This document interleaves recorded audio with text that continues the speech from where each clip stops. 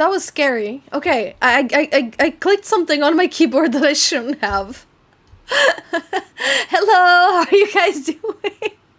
Hello, happy Tuesday. How's everyone?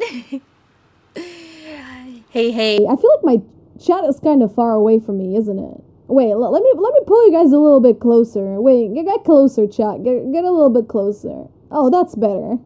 That's much better. How? No, it wasn't scum. I just clicked the button I shouldn't have. Nev, thank you so much for the Prime. Thank you for the 43 months. Thank you. Wait, how? Didn't you already use your Prime during the subathon? How's that possible? Oh, box of shame. Oh, I always gotta open the VTS React Fugi thing.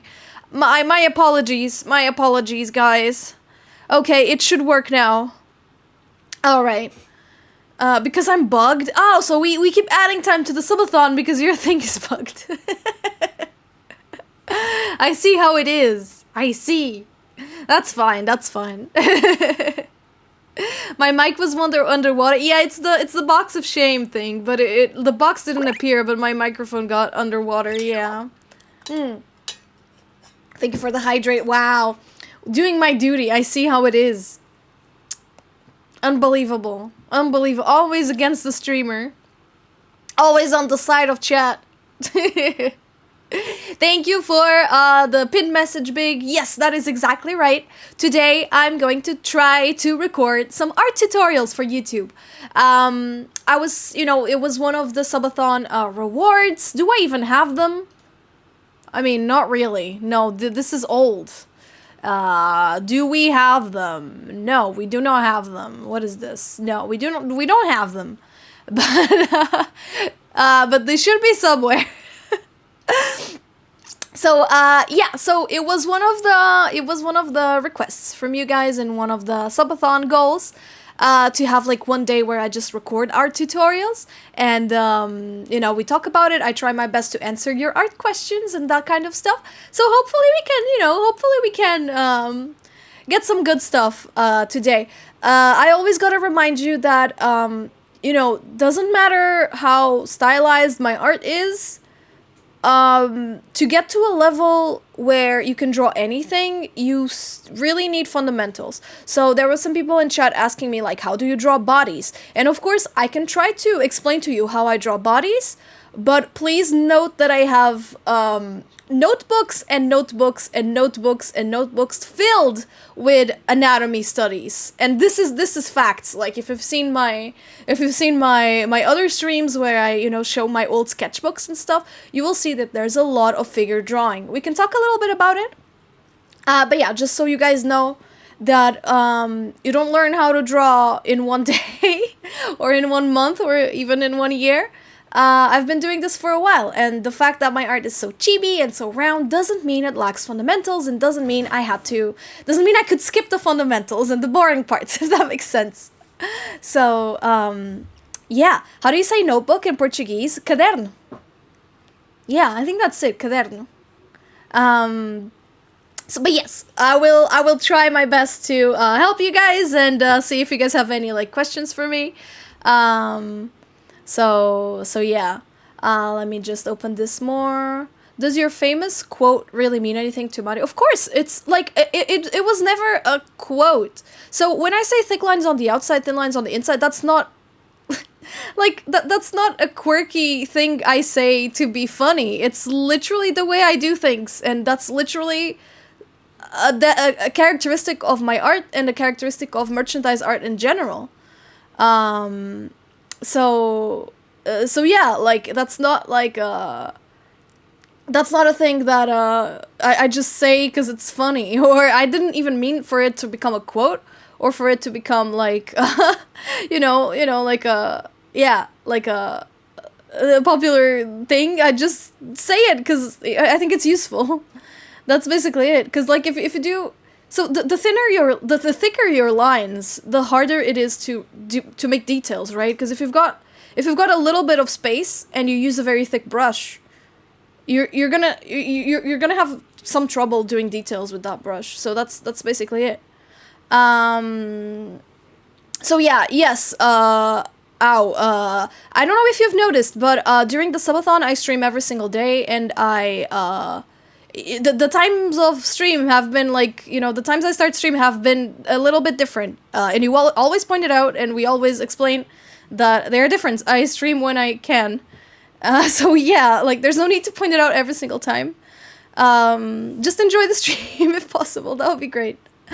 I wanted to see how you draw a body. No, I can try to help you. Whatever. I can try to make a little thing. But I will still talk about bodies and stuff. I don't know how useful it will be, but I'll do my best to make it useful. So that's it. All right. Let's you know, without further ado, I say we begin. Do we add Nef's resub to yeah, add it. That's fine. That's fine, you know, it's a power to the people, you know. Oh my god, we are woke here. All right, I think we can start. Let's go. All right, now we begin. Clip Studio, let me just hide this so that we can, you know, do some stuff. All right. Okay, there we go. So, Windborn Ideas. Okay, I'm pronouncing that right. Asks, how do you get where the paint bucket fills the whole area? When I miss it, it always misses some places or pixels near line points. That feels like okay, so that's not really a tutorial, but that feels like program dependent thing. I use Clip Studio Paint personally. I don't know if you use Clip Studio Paint or something else, but let me try to show you. Hopefully. Okay, so this is Clip Studio. Let me try to show you things better. So you see the tool like part, right? Let's see if I can show it well. So, all right, here we are. This is Clip Studio Paint. I'm not going to be like yes, you may need to increase the area scaling. Exactly. So when you use your bucket tool, let me try to do like a little line art. So for example, this little guy here, maybe like this, right? As you can see, I'm not like filling the whole thing, right? There's like still some spaces here. If I go here with my bucket tool, let's see what happens. That's a good question. I don't know how mine is set up. So as you can see, even if there's, oh wow, suddenly, weirdly enough, it worked the first time, but it stopped working. As you can see, there's some holes here, and that's why the whole thing gets covered. So what you can do is you go to area scaling. No, or you can go to tolerance, actually. If you add sets, so if you go on tolerance, if you put your cursor there, it says sets the range of color considered as the same color. So if you make it higher, is that it? No, lower? No, actually, yeah, okay, yeah. The lower the tolerance, the more like meticulous it is considering different areas. So this is what you want to look for, tolerance here on Clip Studio Paint. So like if you make it very high, it won't really differentiate between like these spaces and it just covers everything. But if you make it less tolerant means he's more careful, right? Like when you have less tolerance, it means that you're usually like, you know, more strict, right? So here we go. So the less tolerance, the more strict it is with this. And yeah, that's pretty useful, usually. Sometimes the problem with this is, for example, if you have two very similar colors, for example, these two are very similar, and you go in and you want to color it, if your tolerance is high, it's gonna cover like everything. But if you lower your tolerance, it's gonna even very similar colors are gonna be considered different because it's less tolerant. So yeah. No problem. Try looking for tolerance. Yay, I helped! That was something I knew, thank goodness. Okay. Alright. I'm ready to begin. Okay, face tutorial. Okay. Alright, I can try. Let me start recording actually. Okay, I can try to give you guys a face tutorial of how I do faces. This is like, you know, my style is anime, right? Doesn't matter what type of anime style like you're going for. Let me go human face.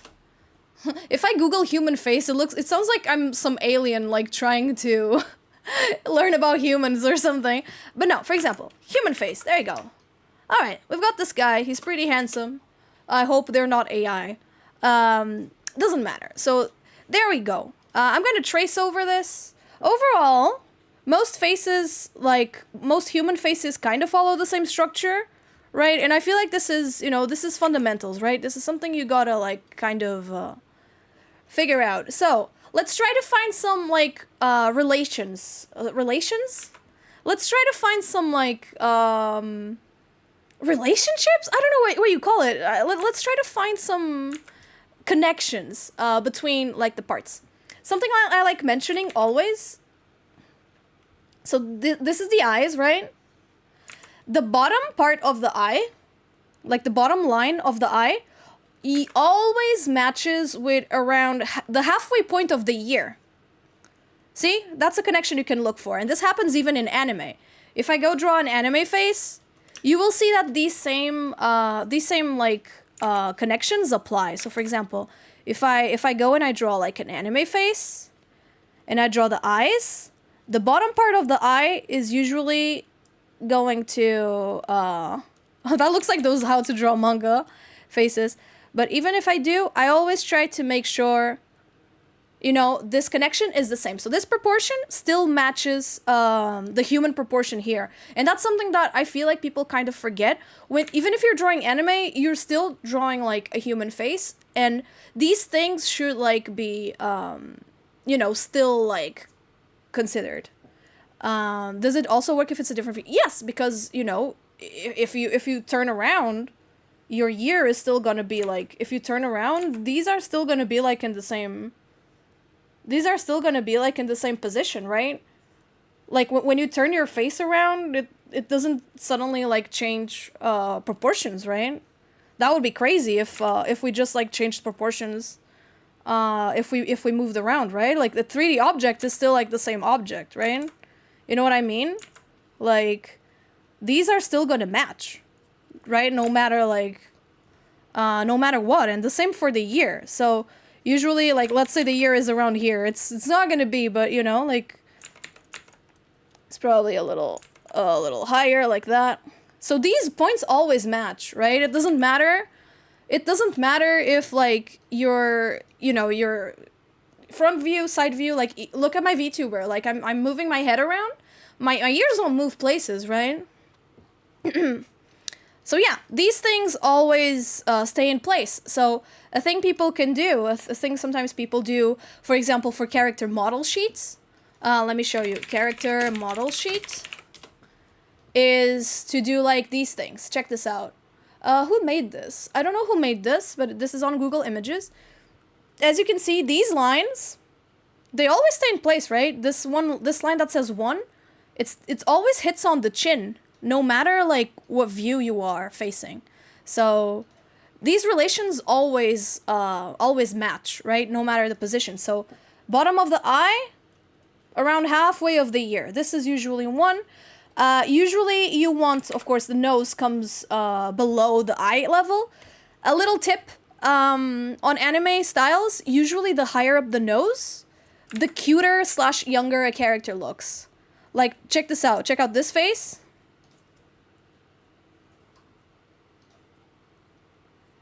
And now check out this face.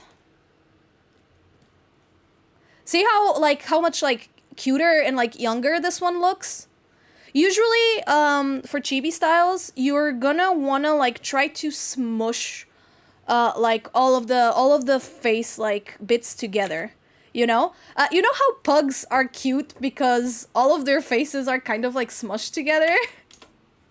You know what I mean? Like, so pugs are pretty cute. They're considered pretty cute in general, right? And if you can like, if you look at it, you'll see that the eyes are here, the nose is here, and the mouth is here. So all of these are like pretty close together. The nose is almost like the same level as the eyes. And that's something that we humans consider cute if all of these are squished, right? And I feel like it's the same with like anime art. The more squished together the features are, the more cute and the more chibi something is gonna look. So yeah, to go for like an anime face, usually we start with a circle because this is basically like, it's gonna be like the forehead. You know, anime characters have pretty big foreheads usually, and especially in chibi styles. You're gonna want like all the features to be as squished together as possible. Then what I do is I do the cheekbones, kind of like that, a little bit lower than this like forehead part. Usually I use the symmetry ruler if I want something perfectly like symmetrical. So yeah, this is usually what I do. I start with a circle. This is gonna kind of give me an idea of like end of forehead, beginning of like eyes. Usually I place my eyes around here. Eyes, how do I go with that? How do I explain to you where the eyes are? So yeah, they're around here. I like drawing my eyes round, of course, depending on the character, the eye shape is going to be different, naturally. Trying to do this quickly so that it's not, like, too boring for you guys. But yeah, eyes. And then, where do I draw the ears? I check out where the bottom of the eye is, and I put it around here. Because the halfway point of the ear, or like top middle part of the ear, will be on the bottom of the eye. Eyebrows a little bit above the eyes. Usually, like, the higher up the eyebrows, the more surprised the character is, right? If the eyebrows are lower, it gives a more serious look. And of course, I try to bring these like all as close together as possible. Of course, it depends what kind of character I'm drawing. So if I want to draw like a more mature character, I might make them a little bit more further away. So there you go. This would be, this is basically the way I draw faces. This is what I keep in mind. And then this circle that I drew, usually this gives me like the top of the head, right? So then the hair comes from here. The hair always comes from the top of the head. And that's basically it. Bangs come from here. All that stuff. All of that comes from this point. Assuming you have this kind of hairstyle. And that's basically it. I try to make it a little more voluptuous than the initial circle I drew. But that's it. Those are like the basics of a face. Yeah, hope that helps.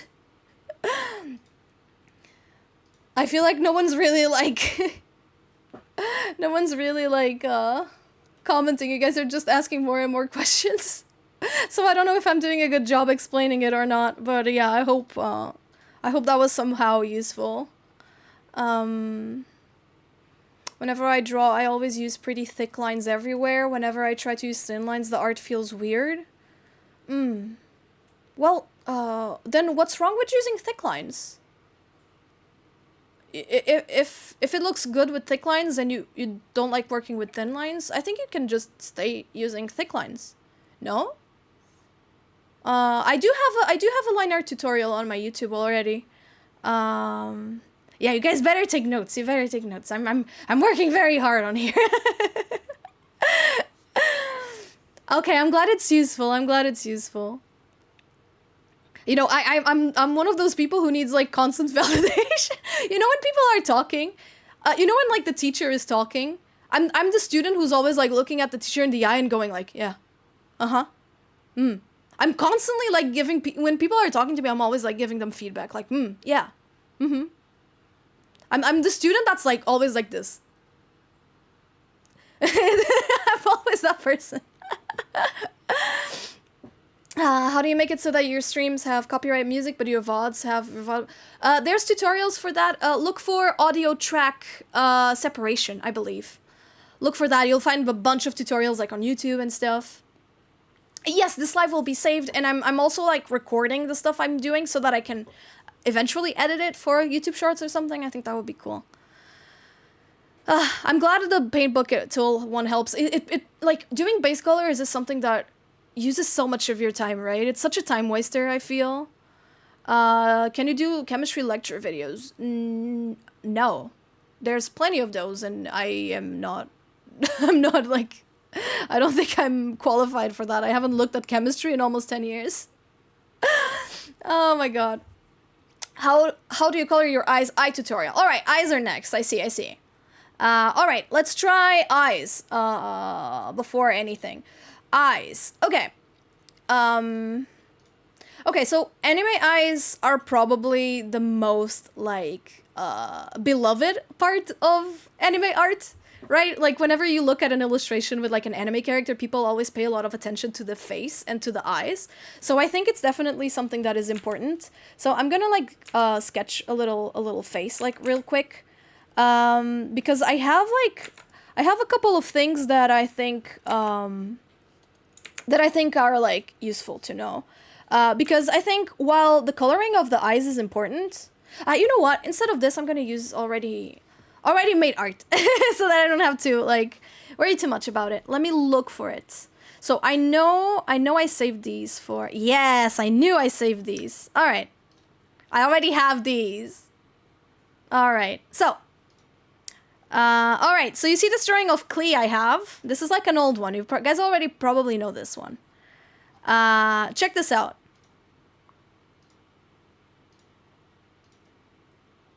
Do you guys see how different she looks in all of these images? Isn't it insane? She looks like a completely different character, right?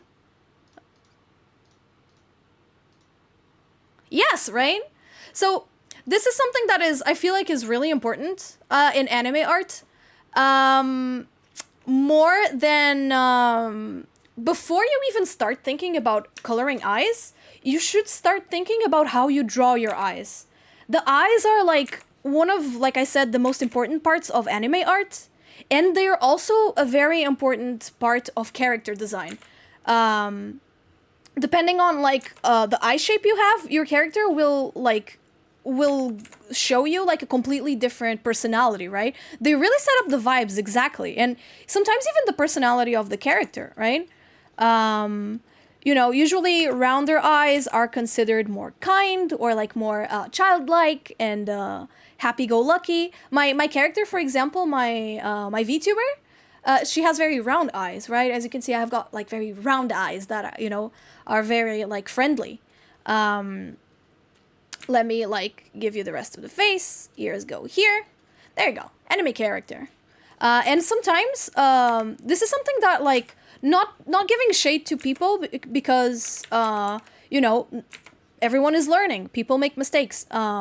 Something I do see a lot sometimes is people complain that they have like same face syndrome, or complain that others have same face syndrome. And I feel like usually the same face syndrome is caused by a lack of diversity in eye shapes. And like genuinely, I feel like you can have the same face in every character and not have same face syndrome simply because of how much you change the eye shape between characters.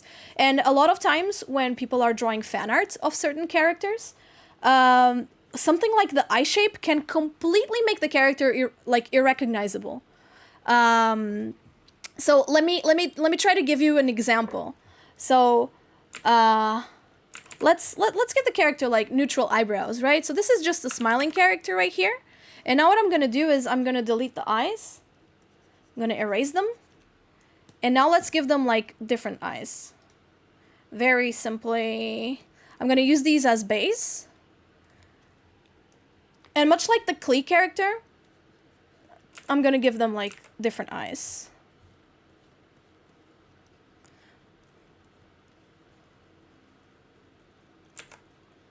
There you go, like that.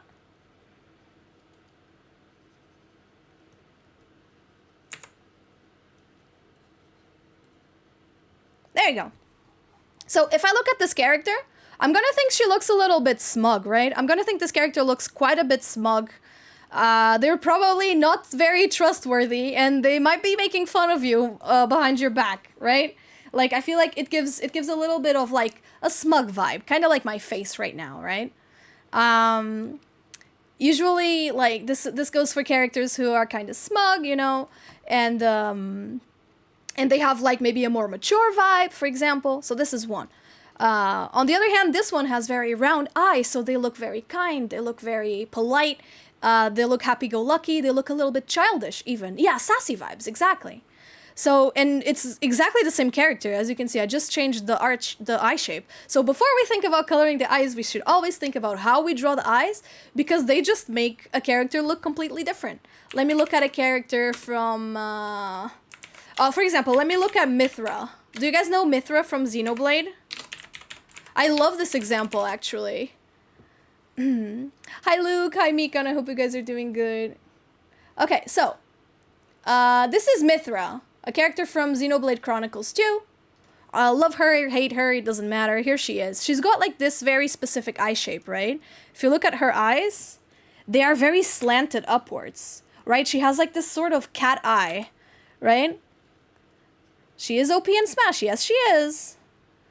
There we go. So, you know, she's got like this upward slant, right? And the lack of like bottom lash makes it look very neutral, right? So she's doing like a neutral face here. If I give her a bottom lash like this, she's gonna seem a lot smugger. She's gonna seem a lot more smug. It's just like real life. Sometimes you gotta look at real life eyes and like see the differences, right? That sort of stuff. Hello, I see so many new people in chat. Welcome on in. So yeah, there you go. That's an example. So Mithra obviously has like this upwards slanted eyes, but if I do the exact opposite and I make them like downturned instead of upturned like she has, look at how different she's gonna look.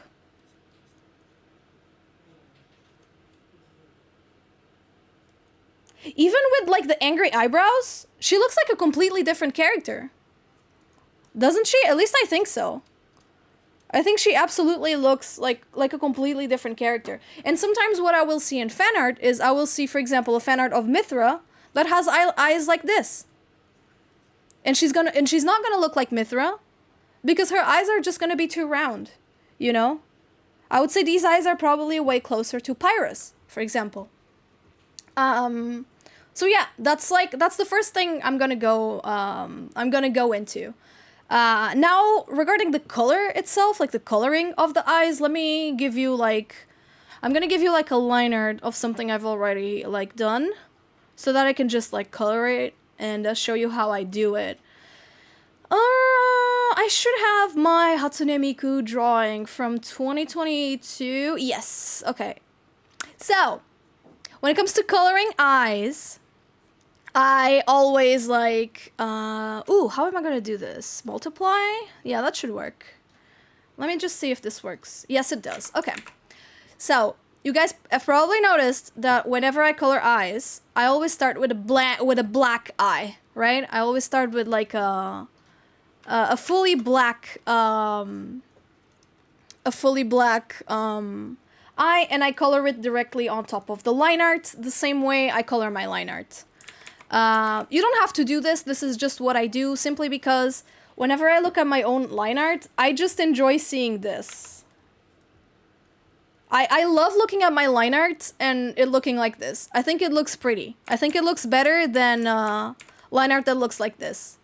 But like, that's just a personal preference. Of course, you're not always going to post your line arts, or you're not always going to consider your line art like your finished product. So, you know, you don't have to do this. This is something I do. To give you like some advice, I guess, on how to draw eyes, on how to color eyes, I mean, what I do is I usually start with a base color, and then something that you should remember. Okay, I'm gonna color this first. I'm gonna color this eye. What do you guys think about these eyes?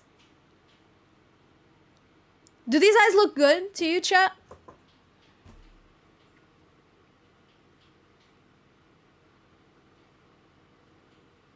Okay, they're cute. She looks very happy. Nice. A bit simple, so empty. Sure. It should be, yeah, they are empty, but like, that's not too bad. They look off, right? Yeah. How about now?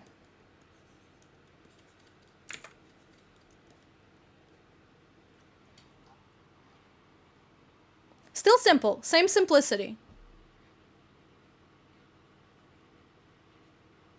Don't they look better? Cute, right? They look better. Much better, right? I'll explain to you why. So, this top part of the drawing is going to be the top lash, right? It's going to be the eyelashes of the character. And in real life, if you look at real people and if you look at yourself in the mirror, let's go back to human face on Google. If we look at real people, I wonder if this is a real person or an AI generated person. At this point, we can't know. If you look at even real people, you will see that the eyelashes cast a shadow on the eye, right? Do you see that?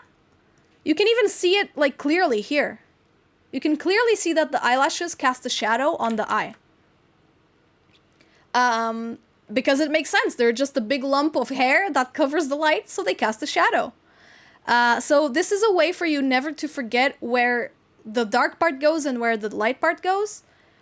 Since the eyelashes are casting a shadow, the top part of the eye is going to be in shadow. All of this, even the sclera, even the white part of the eye is going to have a shadow cast to it.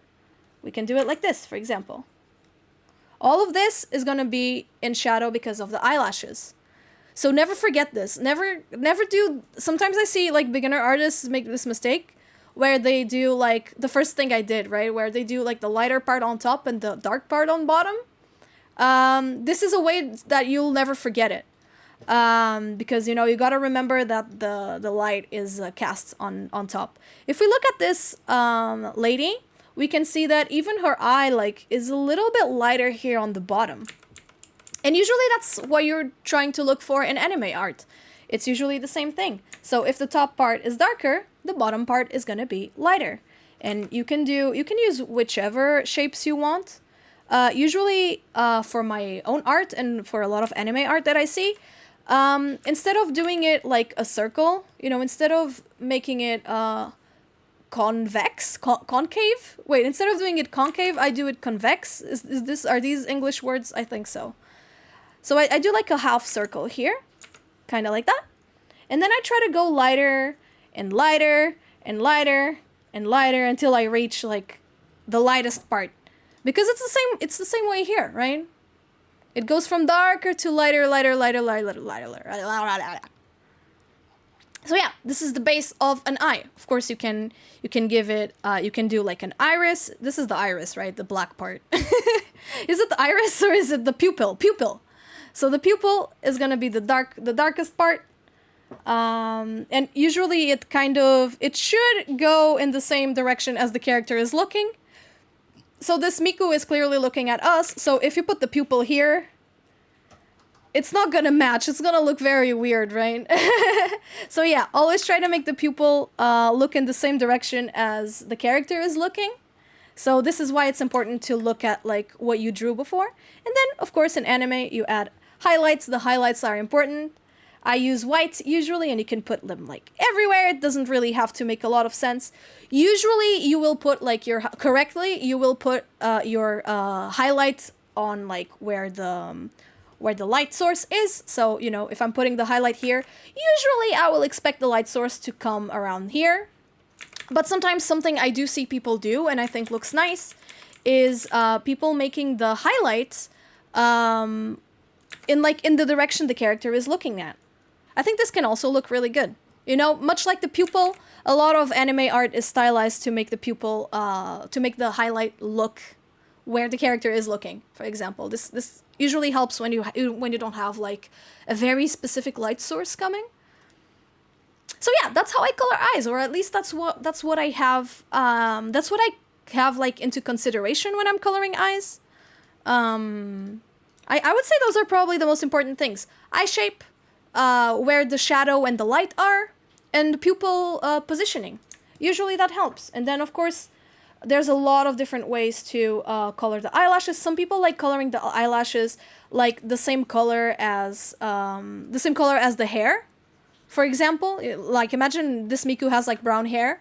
For example, you know Gojo, for example, from Jujutsu Kaisen.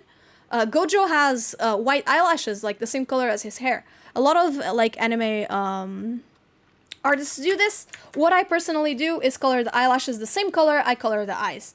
I just like doing that. But like, of course, that comes down to preference. If you prefer black eyelashes, go for black. If you prefer color of the eye, go for color of the eye. If you prefer color of the hair, you can do that. Or you can just go completely insane colors. It really does not matter. A lot of people like putting like highlights on the eyelashes, so they go with like a lighter color and just add like little highlights. This is something that I see a lot of anime artists do. Personally, I don't do it, but I see a lot of people do, and it looks nice. What else do people do? Sometimes they go a little like lighter here, or a little reddish, like a little more red around here, which I do sometimes. Because I guess it's closer to the skin, and it's kind of even like close to IRL eyes, right? See how this part is like red? In real life, like sometimes anime artists will like do the same, just kind of to mimic, I guess, real life. Never forget, guys, even though we're drawing stylized artwork, we're always going to be getting inspiration and references from real life, because these styles did not appear out of thin air, right? Like, these styles appeared as like a stylization of the real person, of the realism. So, you know, whenever you have questions about like how something would look in an anime style, look at real people. See, okay, so how does this work like in real life? Where does the hair come from? Oh, I see, her bangs would come from here, so maybe even in anime, the bangs will come from here. That sort of stuff. You always should ask these questions and go to look at real people to try to find solutions for them, even on the eye coloring. So that's it, yeah. I hope that helps a little bit. That face is def AI. It might be, or it might just be a very photoshopped face, but it doesn't matter, right? It looks real enough. Unfortunately, there's so many. I actually don't think this is AI. I just think it's a very edited face.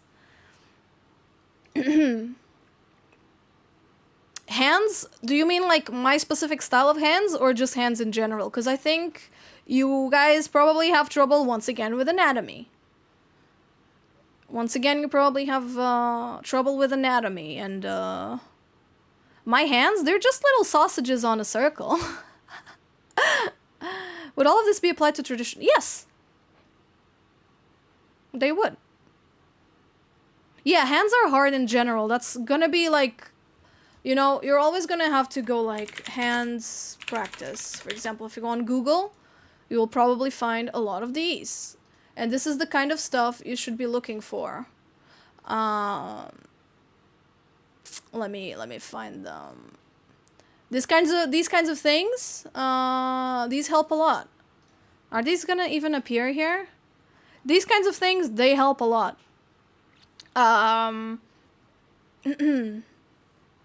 Hey Rick, what's up? So for example, let's look at these hands. If I were to stylize them in my style, that's literally it. It's quite literally a circle and little sausages. Quite literally. Same thing. This is quite literally how I draw hands. And then I make the wrist a lot thinner. So yeah, the way I draw hands is literally like very thin wrists, like this, and then turns into like a big circle and sausage fingers. My sausage fingers usually start thin and end up thick, like this. They start thin, end up thick. Start thin, end up thick. But other than that, they always follow like real life proportions, you know? And they follow real life rules. Of course, this is like kind of an exaggeration. But yeah, same thing. I just follow like real life shapes, but I make them a little rounder. So for this, I would do something like this. Boom, sausage finger. Boom, sausage finger. Boom, sausage finger. And there you go. It's very simple. I literally just follow real hands. So learn how to draw real hands first, and then you will be able to sausage finger them. Make them this thicker. This is also going to be thicker. Same thing for this. And there you go. You sausage finger your way in. Like, yeah, like Disney Mickey Mouse. Exactly. Very true. That's basically it. Yeah, the fingers I draw are just very, like, sausagey. That's literally it. I just make them into, like, really, really fat sausages.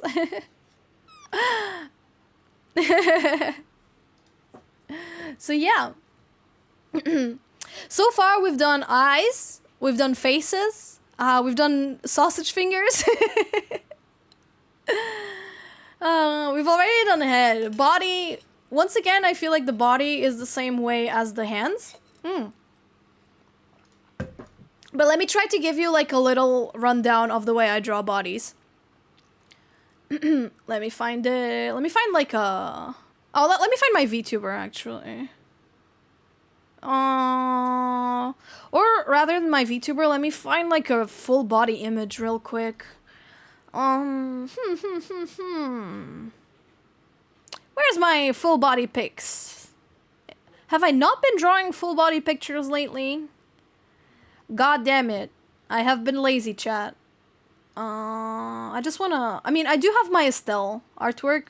Like, for example, this is a... Right? This is a full body picture, but, it, you know, we can't really, like... We can't really, Oh, okay, I found one. I found my Wapeach one. Alright, there you go. Okay. Let me... Do you know how you learn to draw poses? You do these. You do these. You go find real-life models on YouTube, on Google, wherever, and you do this exercise over and over and over and over and over. Like I said before, I've got sketchbooks that are filled with pages and pages and pages of just this. Just this. Just figure drawing. Just this. Just learn how to draw bodies from this. Go look at real models. Do these. Figure drawings, these are like... This is how you learn to draw bodies. And then you can stylize them. I'm gonna explain to you how I stylize my artworks. But yeah, this is it. This is what you do. You go, you look at models, you look at like IRL people, and you do these. You try to break them down into stuff, you know, as fast as you can. We could do some... We could actually, you know... And if you don't like drawing real people, draw anime characters. Like, go look at anime screenshots or something and try doing this. You know, if that's more fun to you. If that's more fun for you, do that. Alright, let's... Alright, chat, let's break down the Marikyuun body. Well, that sounds atrocious, actually. Let's break down the way I draw bodies real quick. Or the way I stylize bodies, more specifically. Like I said, just because an artwork or an art style is stylized does not mean it lacks fundamentals, and it does not mean that you get to skip on real life anatomy and on real life figure drawing to draw like me, you know? Because I've done a lot of that in my life. Alright, there you go. That's a head, right? That is one head. Let's see how tall this character is. First of all, one head, two heads, three heads, four heads. I'm gonna turn it a little bit. Five heads. All right, this is the height of a Marikyuun character. 5 heads.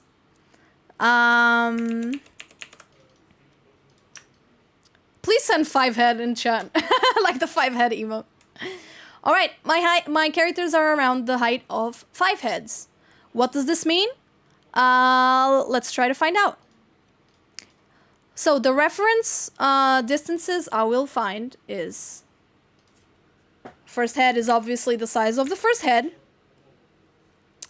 Head 2. Actually, let me go back here. All right. First head is just the first head. Second head ends around the crotch of the character, more or less. So this girlie's crotch would be around here, right? If she were to wear a swimsuit. If she was wearing a swimsuit, this is around where her swimsuit would end, right? And then the other leg starts here. So for reference, the second head ends a little between like the belly button and the crotch, right, of the girl. Third head, a little above the knee. Knee is here. A little above the knee. Fourth head around halfway through the lower side of the head, and fifth is around where the foot ends. So this is like, these are the references of like the way I draw bodies. So whenever I'm drawing a character, I always kind of try to give them these proportions. That's all. That's basically all I think of. So let's see. Drawing a character right now. First of all, we draw the head. You know, let's give her some eyes. Oh, she's so cute. What a cute character like this. Okay. And now what you can do is you do a second head. Sometimes what I even do is like I measure it with my hands. Like I will like measure one hand on my tablet and just like second head. Let's see. Third head. Fourth head. Like I've got my fingers on my tablet. Fifth head. And I just kind of try to go with that. So neck, shoulders, knees and toes. There you go. Body. We said the second head was very close to the crotch, right? Exactly. So crotch will be a little below the second head. And then you use your anatomy knowledge to build the body around those proportions. So if the crotch is a little bit underneath the second head, it should be around here. Then the legs begin. Knee should be around here because it's a little below the third head. And there you go. Oops. Fourth head. And shoes or feet, whatever. Fifth head. There you go. Around this. And this is what I think when I'm drawing my proportions and when I'm drawing my characters' bodies. I always try to kind of follow this rule. In this Estelle drawing, it's the same. If I do, you know, if I do one head here, if I do one head here, second head is going to be a little above the crotch. See? It checks out, right? Crotch is around here, or it would be if her legs weren't up here. Her crotch would be around here. And if the legs went down, it would be the same, right? So I always follow this rule. And that's how you keep your characters, like, proportional to each other. So yeah, this is how I draw bodies. Like, I've got this idea. And of course, I've done a lot of anatomy studies in my life so that I know, like, which, like, parts of the body go which, right? I know more or less where everything goes. Boobies would be around here. So there you go. Of course, then you can like draw bigger boobs, you know, more saggy boobs or less. That's gonna like depend on your preference or on the character you're drawing. But yeah, overall, this is kind of the idea. And this is how I draw bodies. Does it change for older, younger characters? Absolutely it does. You know, if I'm trying to draw like a more mature character, like suppose I would draw Not Safe for Work, which is something I don't really do. But suppose I wanted to draw like Not Safe for Work. I'm gonna try to, instead of maybe 5 heads, maybe let me do 6 heads, just so the character looks a little more realistic and can look a little more mature. Just so it doesn't look like a young teen, you know. If I'm trying to draw Not Safe for Work, I'm not trying to draw characters that don't look like full adults, if you get me. So yeah, if I'm gonna draw like a, you know, a sexy lady, for example, maybe I'm gonna give her like big boobies. And these boobies are gonna be like closer to the second head, so all of this is probably gonna have to be a little bit larger, you know. There you go. I think something like this would be a lot nicer, right? Something like this. Just so that the character looks a little bit more adult, you know, and mature. For example, if I wanted to draw like a mature character or to make a more mature drawing. So just make all the character a little bit taller, for example, give her a little bit more hip. But yes, I would do the characters. I would make the characters a little bit taller if I wanted to do like a more mature theme on the character. So yeah, that's basically it. That's my idea of bodies.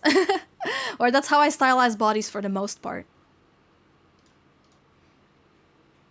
Have you drawn Danganronpa fan art? Yeah, like 10 years ago.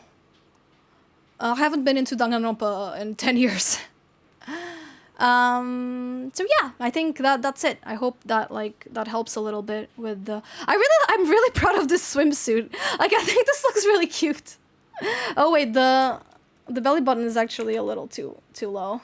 It should be around here. I think that's really cute. Like the Wapeach with a little swimsuit. I mean, I'm 26 years old. Please don't treat me like a child just because my character is chibi. Like,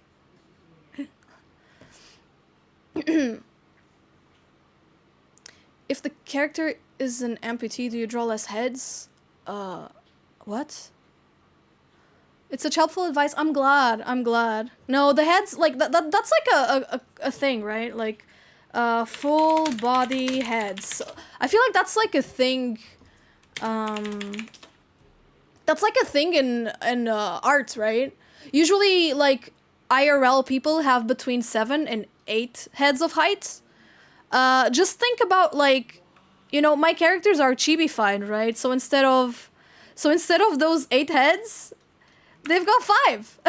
That's it. They've got so they're a lot like they're a lot more like this. This is basically what they look like. You can do song, exclamation point song. So yeah, that's basically it.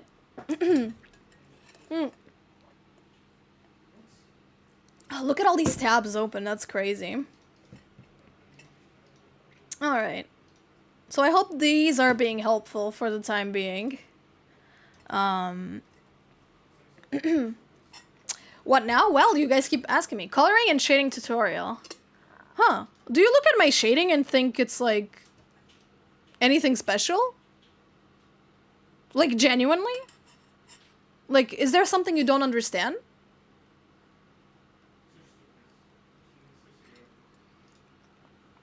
Like, you look at, is there something you don't understand? I saw the Garfield movie. Cool, that's great. I'm glad for you. I love your shading. Well, is there, I don't understand how people use cell shading. Yes, yeah, this is cell shading because there's no, like, there's a little bit of blending on, like, if I want to do, like, a more detailed artwork, I will add, like, some, you know, some gradients on the face or like on the hair. Like for example, here I wanted her hair to really shine. How to pick colors? Ooh, values. I don't really think a lot about values on when I do my art. Actually, let's look at the values. They might suck actually. Oh, they're not bad. Huh. So I think I have, I'm not trying to brag, but I think I have a good eye for color, which is great. It really helps a lot. This could have a little more, like, highlight. Like, I feel like there's not a lot of highlight here. But yeah, I look at this and I don't really think there's, like, a lot I can explain. Let's go back to the Miku here. Okay, let me try to explain stuff. Alright, let's go back to the Miku here. I'm going to select the white, erase it. Alright. Let's try. Oops. No. Alright. Let me try to help. So, alright, let me just pick some random colors. So, when I'm picking colors, this is hard. You know what? You know something I do, chat? I color pick a lot from myself. And I think there's nothing, personally, I don't think there's anything wrong with color picking. Like, for example, if you look at my drawing, like if you look at this Estelle drawing and you're like, oh, I love the blue of the hair, feel free to come and color pick it and use it on your own drawing. Like, genuinely. Feel free to do it. Feel free to save it. If you like this blue, come over and color pick it. I'm being so real right now. Like, I do not mind it at all. I think if it's something that will help you, by all means, color pick. Because I used to do that a lot from other artists when I was starting, and I think it would be hypocritical to not do it. You know, to tell people not to do it, because that's how I improved. And sometimes what I would do is I would have, like, a pre-made, like, color palette, and just use that on all my drawings. So I would use always the same palette on all my drawings. So that's something I would do. So if you want to color pick from my drawings, you have my blessing. You can do it.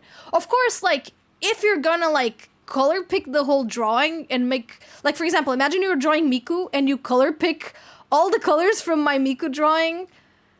Like, you know, it's gonna look a little bit similar, and we don't want, like, too similar we don't want, like, many, like, super similar drawings out there. So, like, try not to color pick, like, every single color. But, like, if you like the blue, go ahead. You know, color pick it, you know? Use it for learning, you know? Until you learn how to, like, pick your own colors, by all means, like, go ahead. So, how do I pick colors? That's a great question. I just kind of eyeball it. I feel like this is really hard to explain. I just kind of... Yeah, that's just kind of what I do. I just, like... see what looks nice, and if it doesn't look that nice, I'll just, like, change it. How do I even explain this to people?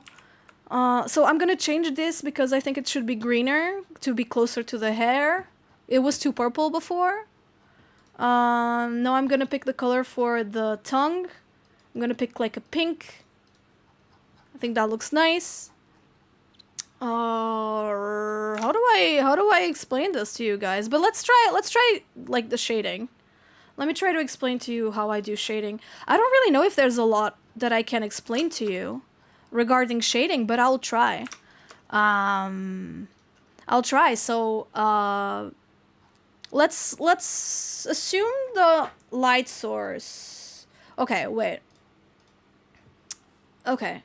I don't really know if there's a lot to explain regarding my shading, but let's assume the light source is coming from here, okay? For this. Regardless of light source, underneath the hair bangs, there's always going to be some shadows, right? Because, like, there's no way the light can go past the hair onto the skin, right? Unless the bangs were very, very thin, which is possible, but, I mean, they're still going to be blocking some light, right? I've already explained this on my like latest tutorial, but let me show you a thing. So whenever I'm choosing colors for shading, all right, you guys see the color wheel here? So whenever I'm picking colors for shading, if this is my base color right here on the color wheel, can I make it bigger? Oh, I can. Okay. I can make it bigger, but I can't, like, make it more. So, all right. If this is my color for the skin, I'm always going to do, like, a diagonal down. Can you please stop? Okay. All right. I always do a diagonal down to pick the color of the shading. So, diagonal down. This feels a little too yellow. What I like to do for skin is go diagonal down so that it's more saturated and darker. And I go a little closer to the red because the skin has red undertones, right? So that's what I do. Diagonal down and a little closer to red. And that's the color I'm going to use for shading. I think it looks nice.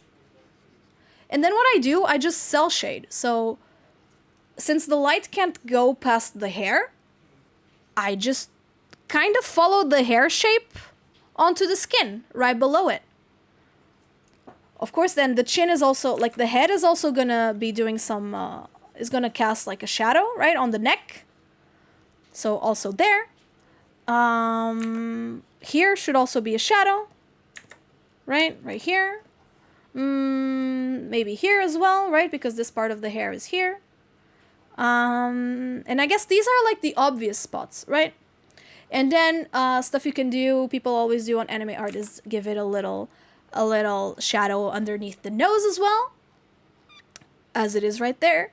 And that's basically it.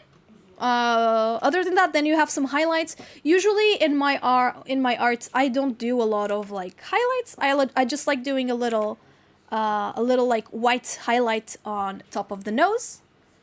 And of course here, right, the sclera is white, so something you can do is just not use pure white. Usually it gives like a softer look to stuff. Like this is not exactly a pure white, but it's very close. And of course, let's not forget that the eyelashes also cast a shadow on the sclera. So let's do that. Let's choose like a... You know what? I'm gonna choose like a purple for the shadow because Miku is so blue. I feel like the shadow being bluish purple is nice. So yeah, these would be like the main places where I would put the shadows. And that's basically it. Then something I like doing for the skin specifically is getting like a fluffy airbrush, and with like once again selecting the color of the skin, make it more saturated and more red like I did before, and just slightly giving her a slight blush. Let me also do that around here, like the nose. This is actually a hint that I will give. If you have like a highlight on a surface that's already very light, if you make it slightly darker with a fluffy airbrush, it really makes it pop, right? Like, do you see this? Check out the difference. Before and after. I think it pops a lot more, right? So this is something you can do. I think this is a little too much. Maybe I'm gonna make it more orange, but I think it really makes it pop a lot. And I think it looks nice. So that's basically the idea of cell shading. You just kind of think about, you know, where the light is cast and where the shadow is going to be. And you just put it there. Like, I feel like... See, once again, I'm going to go diagonal down on the blue. And I'm going to make it a little more purple. So I'm not just moving, like, the saturation and the darkness, and you know, the lighting. I'm also changing hue a little bit.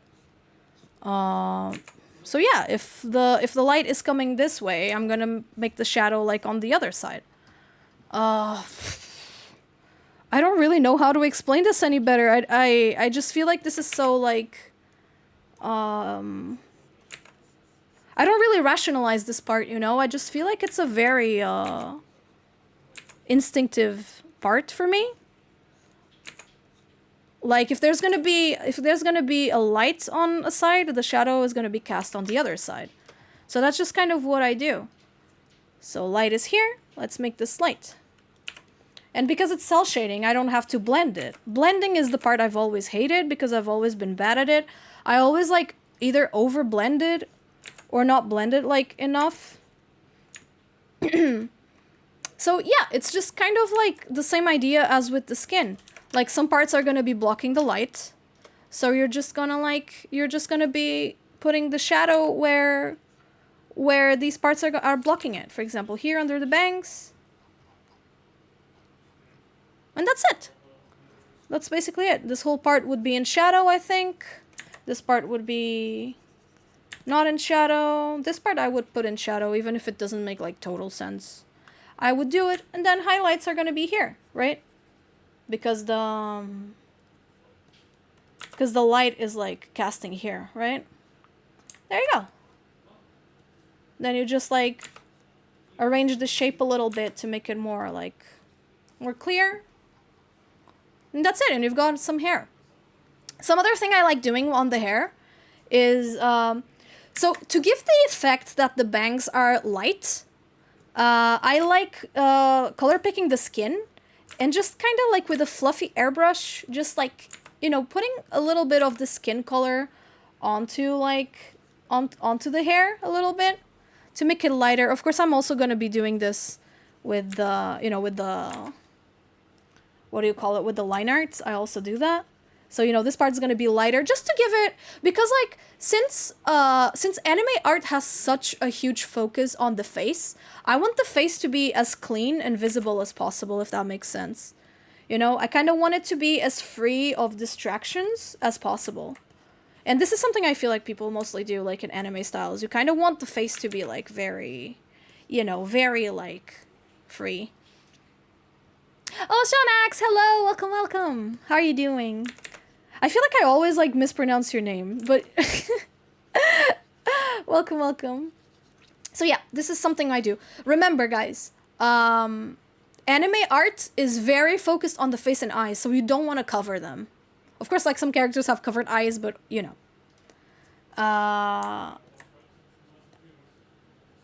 There you go. It's like, which anime has the best style? That's the same thing as asking which food has the best flavor. do you realize how subjective that is? So yeah, you're always like, in your anime art, you're always gonna try to focus on having like the hair as out of the way as possible, the face as free of like distractions as possible, so that you can like focus a lot on the face and especially the eyes, because that's, you know, that's the biggest like charm point of anime art, I would say. So yeah, that's like my rundown of cell shading and how I shade stuff. I hope that helps. Oh, I wish I could see your layers. I don't know if that would help you, but let me show you. Sorry, it's hard to show everything, because then everything's gonna be small. This is hair, eyes and face, skin. I'm doing everything in the same layer. I don't know if that helps.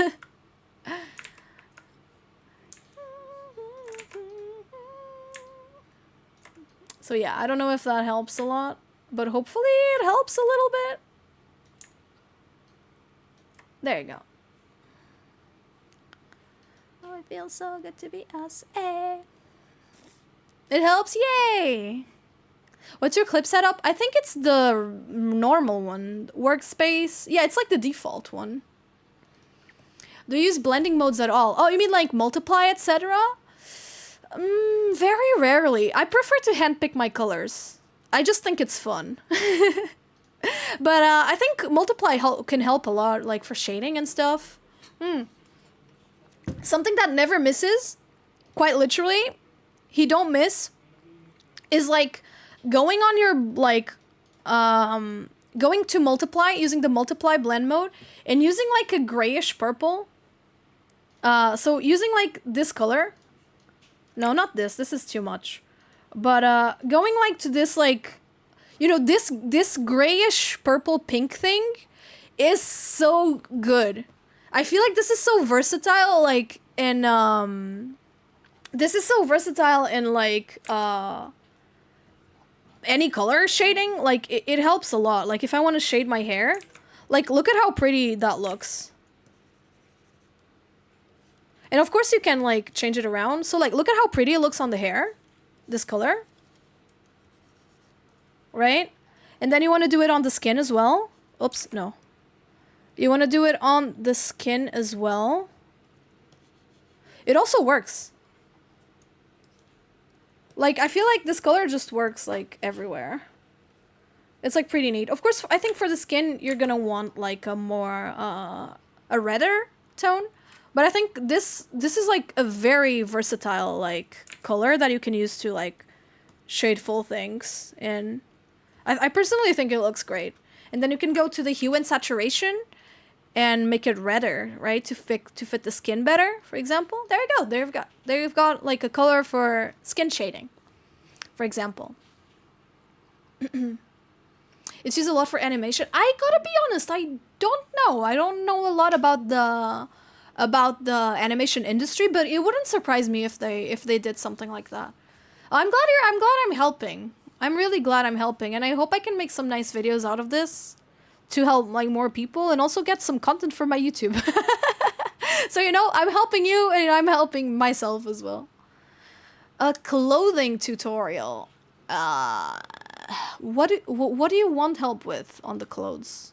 I don't know if you've noticed, my clothes barely have like folds on them.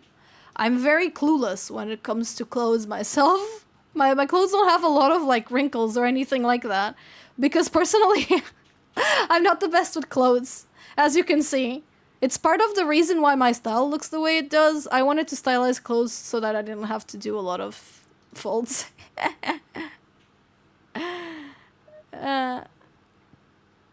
So that's it.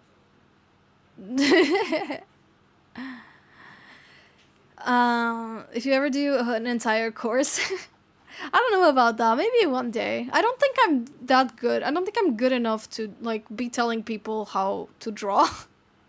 You know, because I think each person has their own path, you know? Colored lips?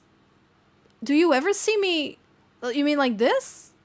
I think this is the most color that I will do on a lip. This is the most color I will give a lip.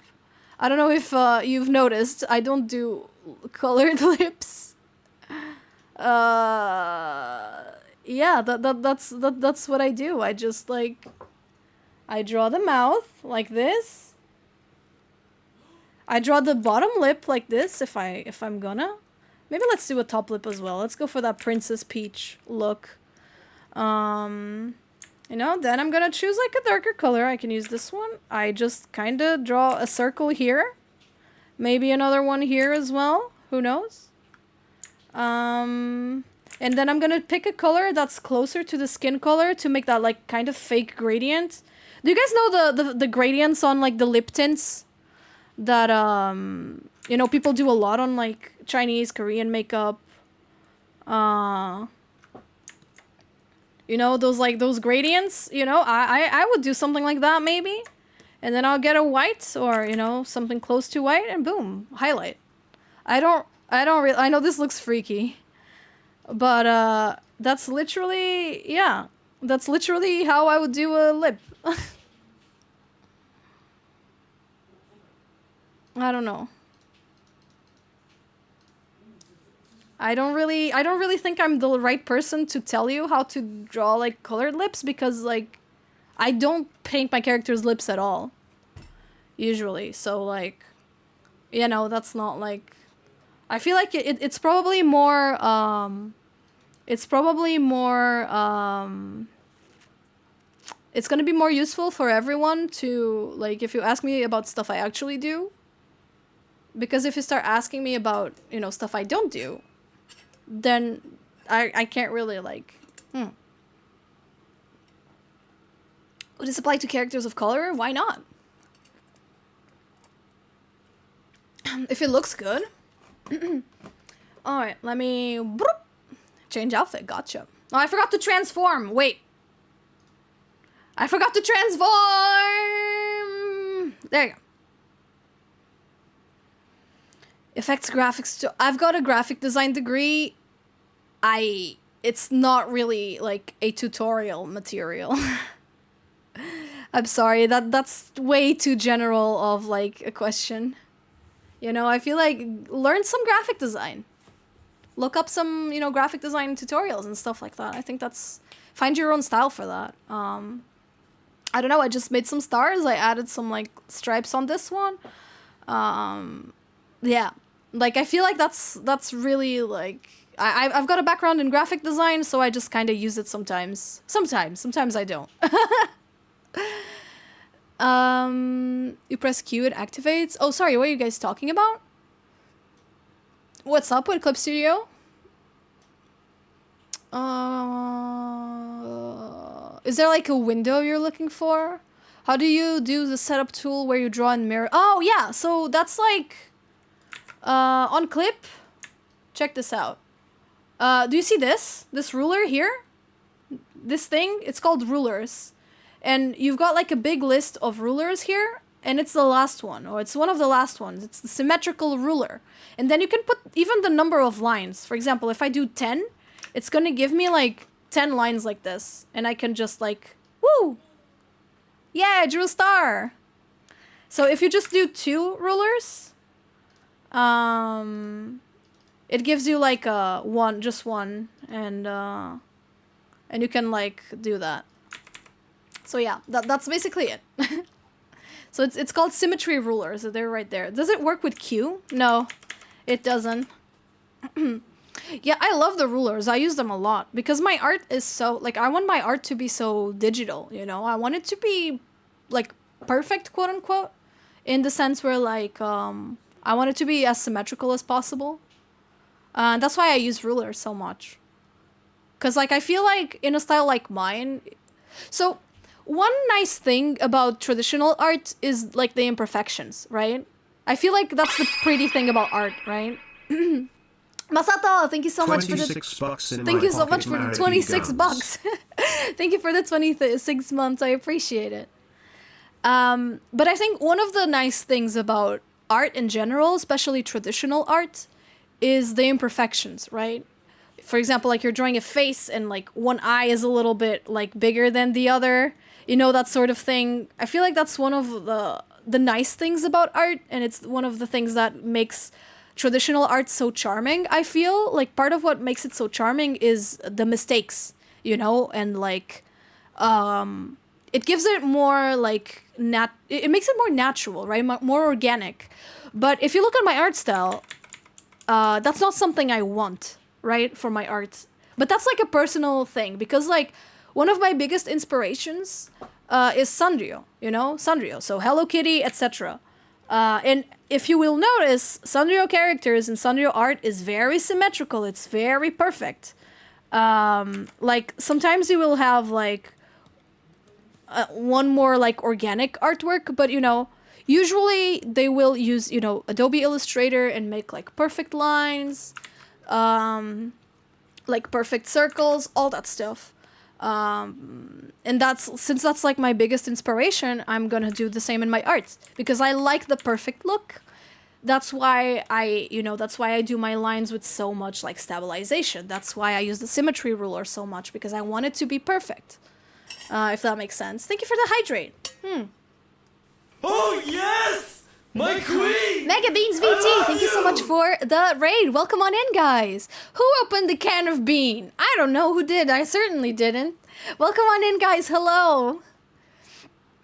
Welcome, raiders. My name is Mari. I am an artist and VTuber from Portugal, and today we are talking about and recording art tutorials. How did your stream go? What were you guys doing? If you were working on some art, feel free to share it with chat. We allow links here, so feel free to send it over and let us know what you guys were working on. What is art books about? That's literally it. We're gonna go to Amazon Spain. You guys can send me Amazon Spain links with you know, art books, and I will give you guys a budget and we buy art books that you guys want to see. That's basically it. Worked on a little chibi. Oh, that's so cute. I love the Beppies. That's so cute. Thank you for sharing. That's adorable. I love the Beppies. I was testing out everything for my first ever art. It broke. But it ended up really cute. Thank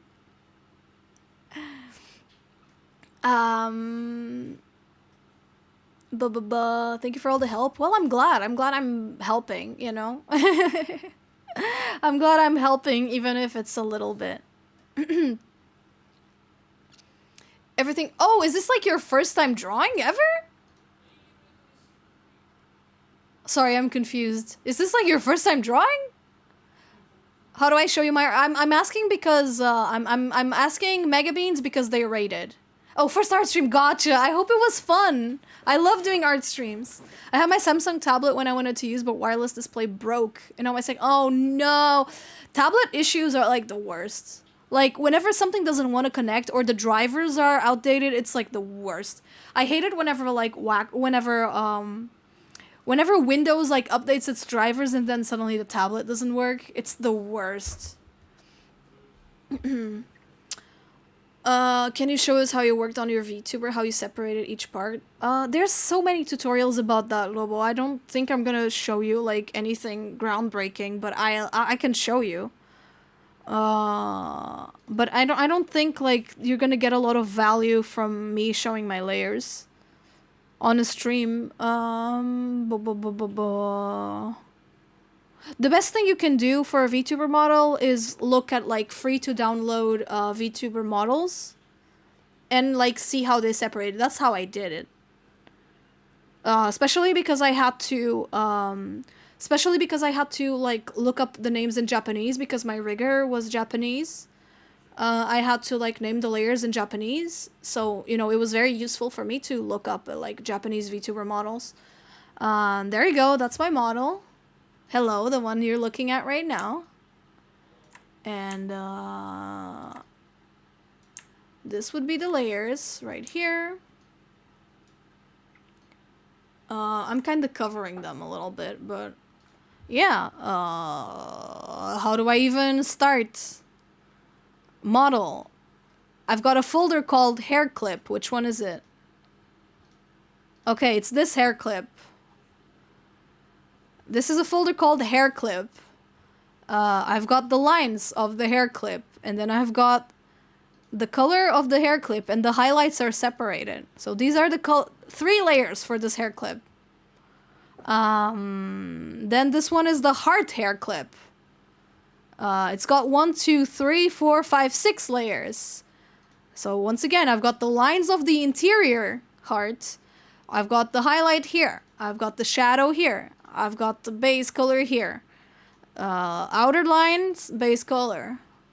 Ponytail.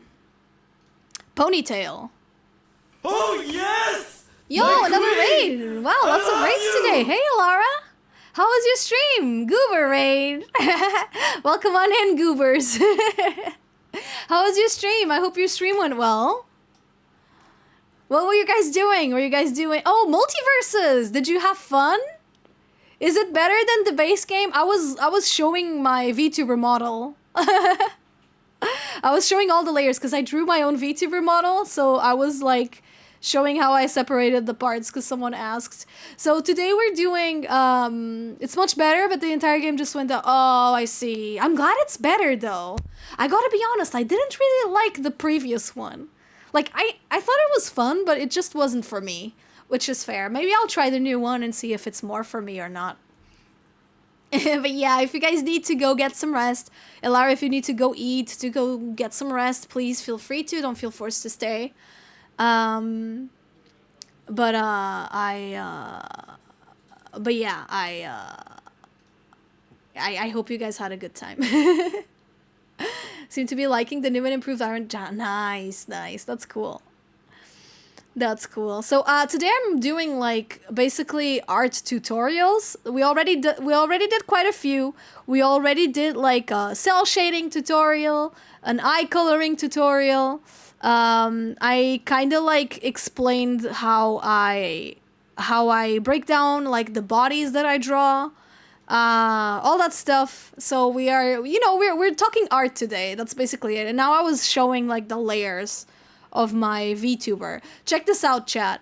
So this is like the little hair tuft, right? 1, 2, 3, 4, 5, 6 layers just for, oh no, wait, this is the hair clip. Never mind.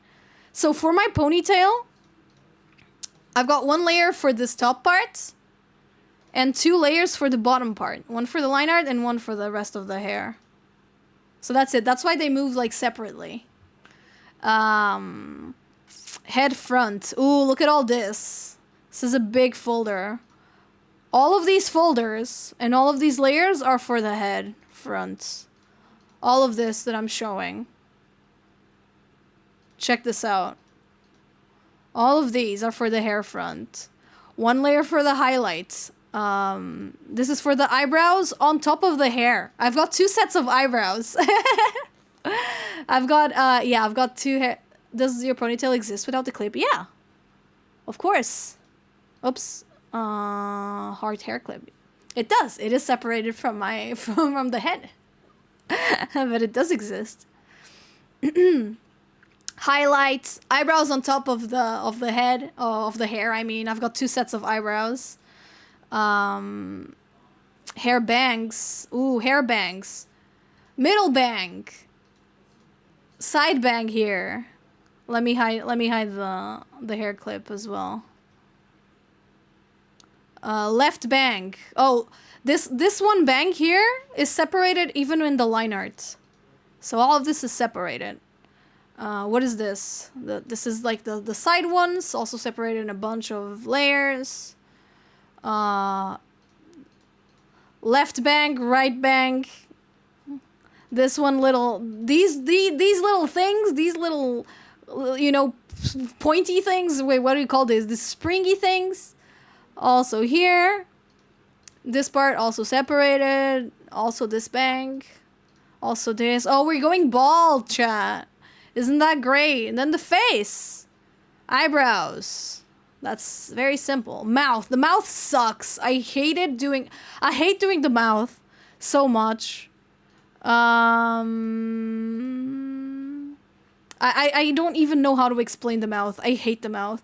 And let me tell you a secret, guys. Whenever I have to make a new VTuber model, like whenever I draw my VTuber children, I always recycle the layers of my mouth and I edit them to better fit the model that I'm working on. Because I refuse to do this process again.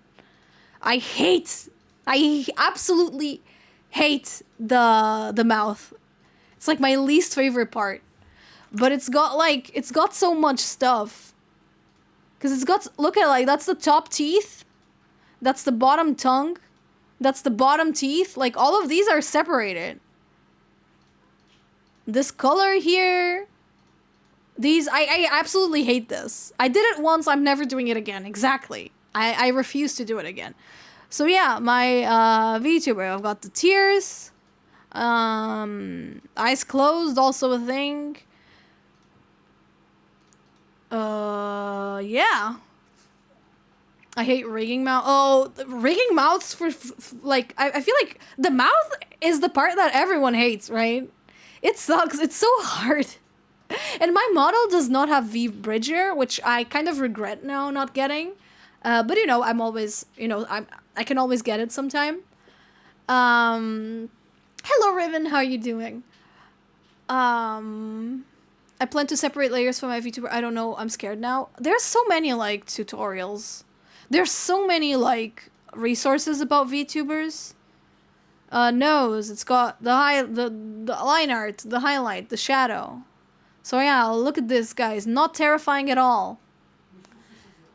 Yes, I did this myself. Yeah. What even is this? Oh yeah, the face base. Oops.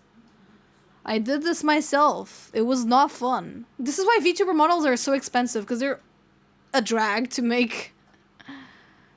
Look at that. We're getting bald, chat. Face. These, like, shades. These, like, shadows I've got around, like. Do you see them? All that stuff.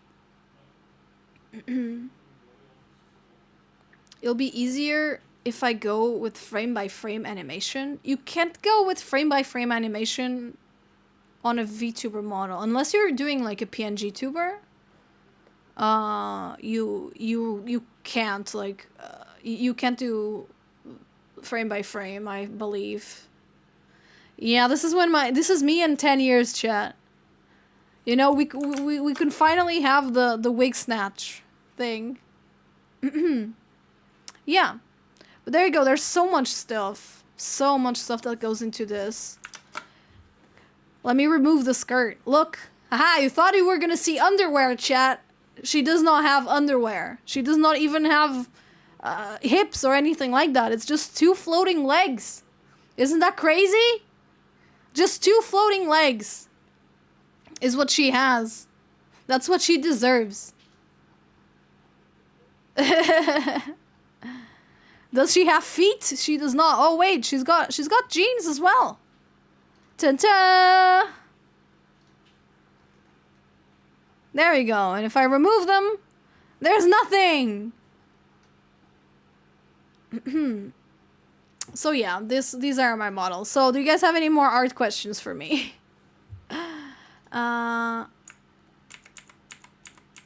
Goodbye. I will never die.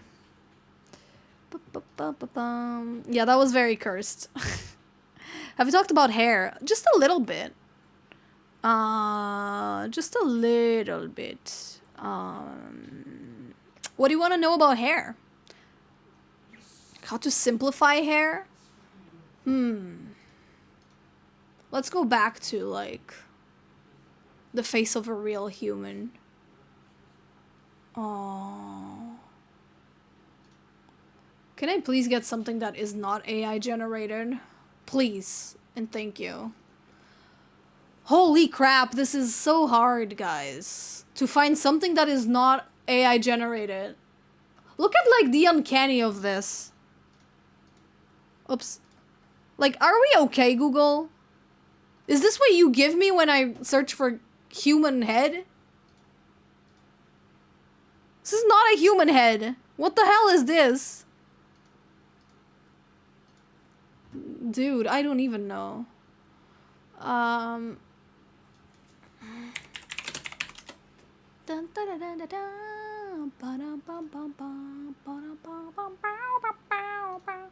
Alright, let's find some human people. Okay, I found some human people.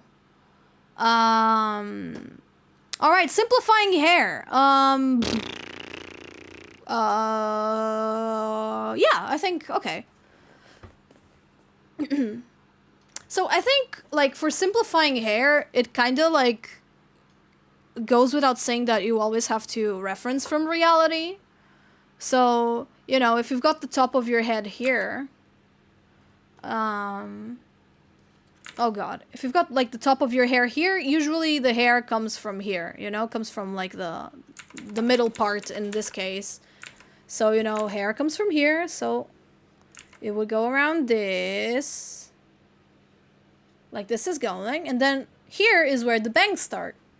So let's separate it in parts. Like, you're not gonna like draw hair like this in an anime style, right? Like, this is not gonna, like, I mean, if it fits your style, go ahead, but, like, most of the time you're not gonna do that, right? So what you're gonna want to do is separate the hair in segments. So, for example, I think this segment is kind of, like, separated from the rest. So let's call that one segment. Goes like this. Then another segment kind of goes like this. Another segment goes kind of like this. And then it goes around here like this. And then this goes in front, right? This part stays behind this part. This part comes to the front, right? And all of them come from this same place, right? All of them come from, like, this middle part, like this. Some more. Another segment, like this. Another segment, like this. Same thing. Another segment, like this. And then this one goes behind the back. So I think these are, like, already, like, a pretty... This is already, like, a pretty... like, neat simplification of the hair. You know, she has more hair here, but I don't think you have to draw that, but feel free to. But, there you go. So this is, like, a way to simplify it, right? To, like, first you gotta, like, divide it in, like, different segments. So this would be one, this would be another. You know what? I'm gonna color them with different colors. I think that's probably more helpful. So yeah. One segment, another segment, another segment, another segment, and another segment. And then, of course, you can do, like, also use these, I guess. So yeah, all of these are going to be separate segments that you can use on your art. And I feel like this is kind of the idea most of the time, right? You're going to want to, like, look at real life people and divide their hair in segments. Let's see, this one seems to have a lot more, like, the hair seems a lot more blocky, right? So something you can do is the same. You can separate it in 3, do the middle segment, you know, kind of here, kind of like here. I feel like this would be the middle segment, right? This would be like the side like the back segment. Okay, so sorry, that doesn't make a lot of sense, but let's call this, like, you know what? Let's call this the middle segment. What's wrong with you? Oh, I see. Let's call this the middle segment. And this is going to be like the left segment, and this is going to be like the right segment. Does that make sense? Middle segment, left and right segments. So we can do the same thing here, right? We go middle segment right here. Goes until this part. And then right segment that goes all the way down here. And then left segment that, you know, is covered by the face. And I feel like this is the same. And then you've got like the rest of the head that's also covered in hair. And this would be the middle part, right? Kind of like that. So this is kind of how I look at hair, you know. I try to do like a middle segment, a right, and a left segment. And that's how I draw it as well. So I'm gonna do my classic symmetry ruler to make this faster and explain it better. I'm gonna draw our eyes here on our bald character.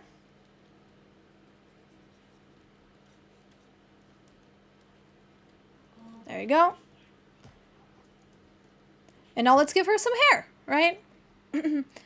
All good, Ilara. Thank you so much for the raid and thank you for stopping by, cutie. I hope you have a great rest of your day. There you go. Middle segment starts from around here, right? Middle part. Let's find the back of the head, actually. This would be around the back of the head. Alright, for this sort of hime cut we've done, this has a lot of volume, just like the real person, right? So let's follow the shape of the hair. Like this, maybe. Middle segments. Maybe like this.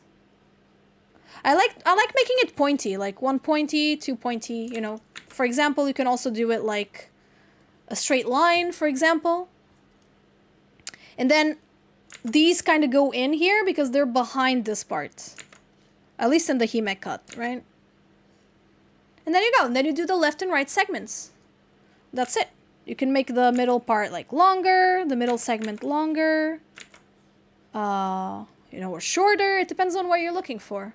But always try to like segmentize? Always try to like separate the hair in different segments. Like you can start by choosing like the length of the bangs. Boom. Middle, side, and that's it. That's a hair. If you don't want bangs, that's also fair. Middle would be like bald, right? It doesn't have middle, or the middle can go like this way. And then the side segments. So yeah, that's kind of... Well, she's got a big forehead. But yeah, there's so many ways to doing this. Of course, it doesn't always have to be symmetrical. I'm just doing it to explain better and to make it easier for myself and you guys to understand. So yeah, there's a bunch of ways you can like, you know, separate hair. You can even, as long as you look at like real people examples and go ahead and do that.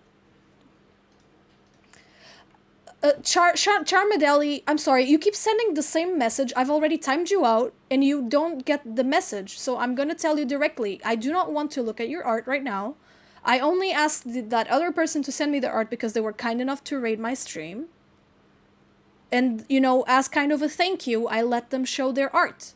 You know, that's basically it. Please get the message and stop, like, asking the same thing over and over, because it's not gonna happen. I'm really sorry I gotta call you out like this on stream, but you're not making my life very easy here. Now I'll have to stare at Cookie Run characters for 9 years to understand how they look cute and simple. Yeah, like, you kind of... But I think if you look at Cookie Run characters, you're probably gonna still see, like, you know, these different parts, like, middle part, side part. You know, all these, like, segments and stuff. I feel like it just kind of works. Because the more simplified your art is, the... super simplified art still has, like, these things. Let me look at Cookie Run art. Cookie Run. I don't know, a character with hair. I don't know what the new cookies are.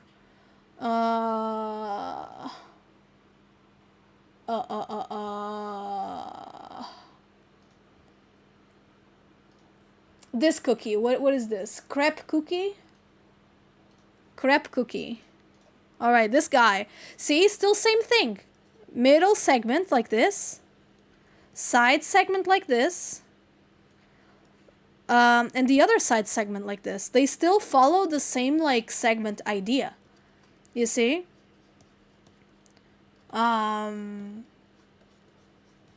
It's exactly the same idea, right? Is this how caricatures work? What do you mean this? The idea of a caricature is to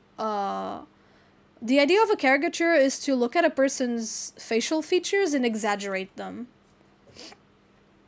That's basically it. Why is Twitch chat not connecting? Okay, there you go. It's working. Do you guys have any other questions for me? If not, I mean, I'm down to end the stream.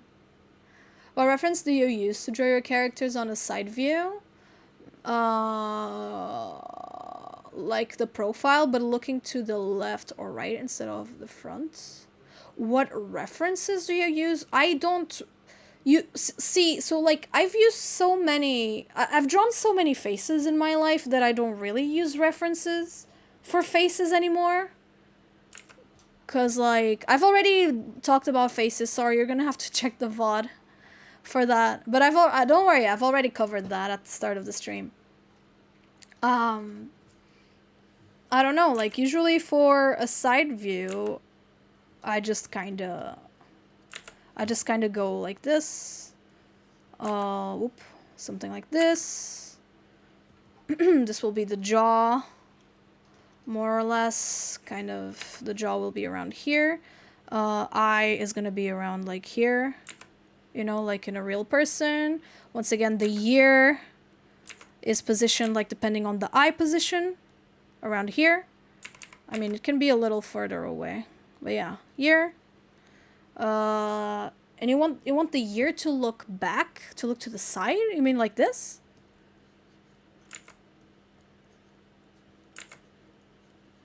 Is this what you mean?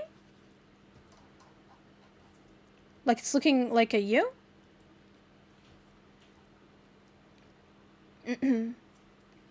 No worries, Gio. You probably just got here. But no worries, it's already been covered.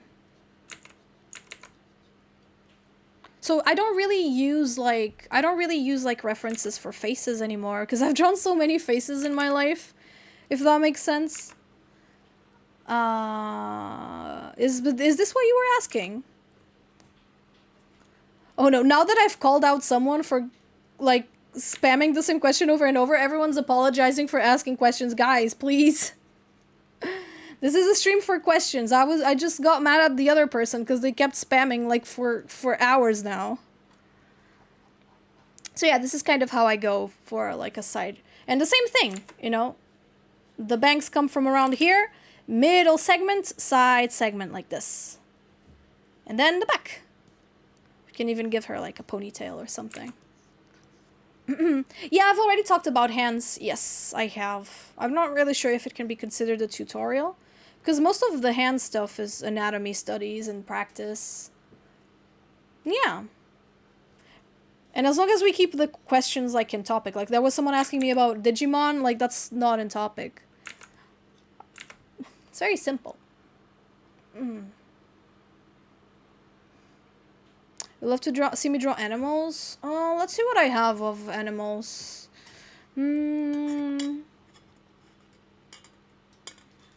I mean, I've got calamari. That's calamari. What else? No, I don't think I draw a lot of animals in general. I've got this guy. That's a cute little guy. How do you get the dots? The dots are called halftones. And on Clip Studio Paint, there's a thing called the asset store where you can download and buy assets. And this is called a halftone brush. And it just does this. And that's it. Oh, actually, is Mikan still here? Yeah. Let me mod them because Mikan said they would like to be modded today. So there you go. You now have mod privileges, Mikan. So yeah, it's called a halftone, and this is just a brush that does that. You can make the dots bigger, actually, like this. And it works with pressure. That's how I do it. Can we see this hair theory applied on Pepper Ann? I don't really draw in Pepper Ann style, but let me look at it.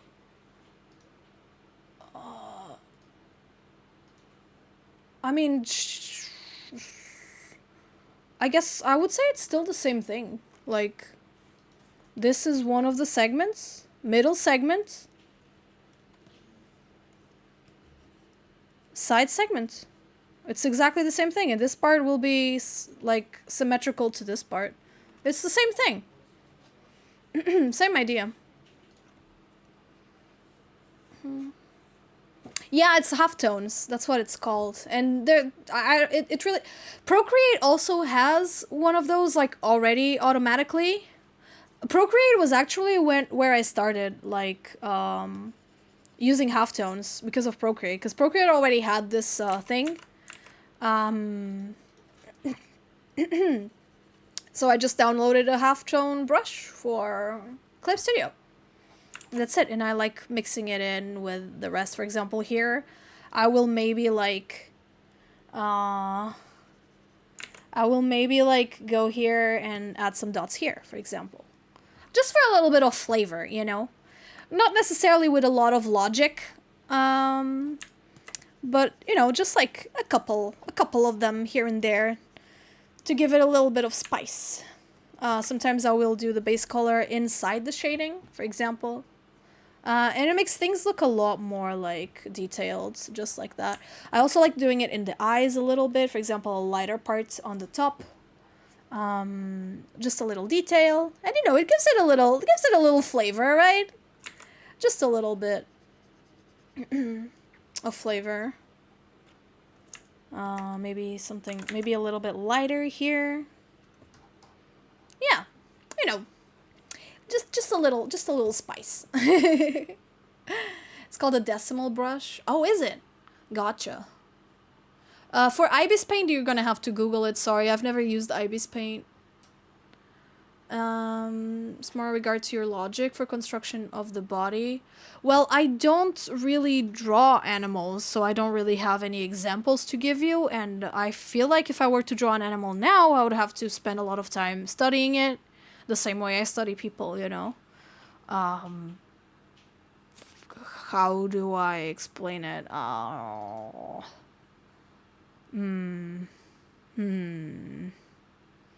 got this pug.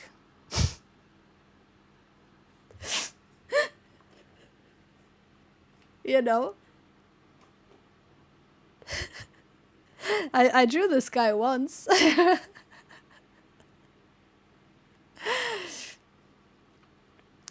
This was a commission. I got paid to draw this. This was from like an ad with teeth. I think this was from like an ad. I do not remember which ad it was. Yeah, it's this. It's from Pedigree. Pedigree? Is that how you pronounce it? It was supposed to be this guy. Oops. It was supposed to be this guy. And I was commissioned to draw this guy. Oh yeah, the amaranth drawing, you're right. I forgot about that one. You are right, Leon. It should be around here. Where's the amaranth drawing? What year was that? 2022? Maybe? 2023? Perhaps? No, I don't think it was 2023. Could it be 2021? Wow, was it that long ago? Wait. Let me... Amaranth. Oh, I found it. That's true, it does have some puppies. I don't really know what I just look at the dog and I draw it in my style. Like, I don't know. The same way I draw humans in my style, I'll draw dogs. How do you draw fluff? There you go. I just make little spikes. And sometimes I will leave like openings on the line art on purpose to not make it like too rough, you know? I know we're talking about dogs and I literally just said rough, but you know what I mean? Like, I just kind of try to leave some gaps open so that it looks a little smoother. That's it. That's basically it.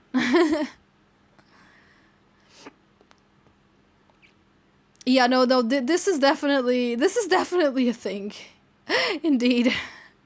This is a thing that I drew once. It's very special. But I don't know, I just kind of look at the guy and I try to, the same way caricatures work, like you kind of analyze the facial features of what you're drawing and you draw them in a way that is consistent with the way you draw humans.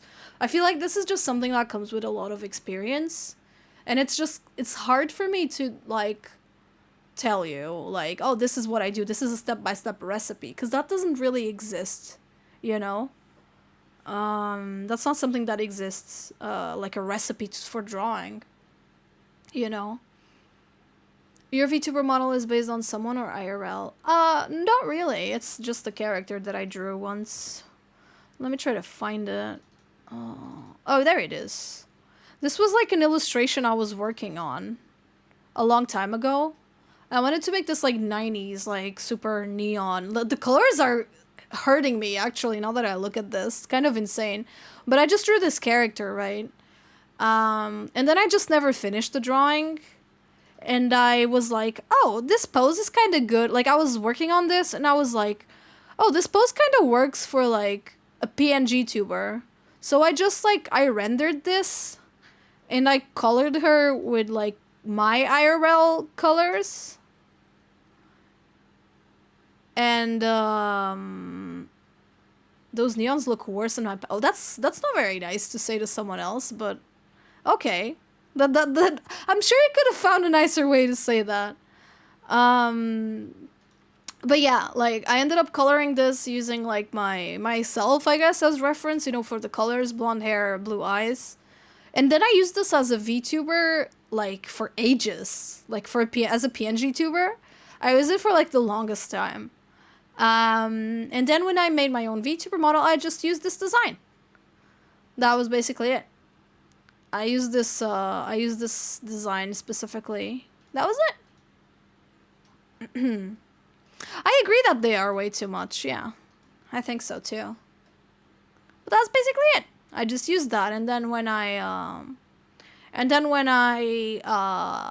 drew my own VTuber model, I just kind of like used this design, and that was it. As you can see, it's like, it's the same design, but it's a little bit tweaked, right? I added the hair clip, changed the silhouette a little bit.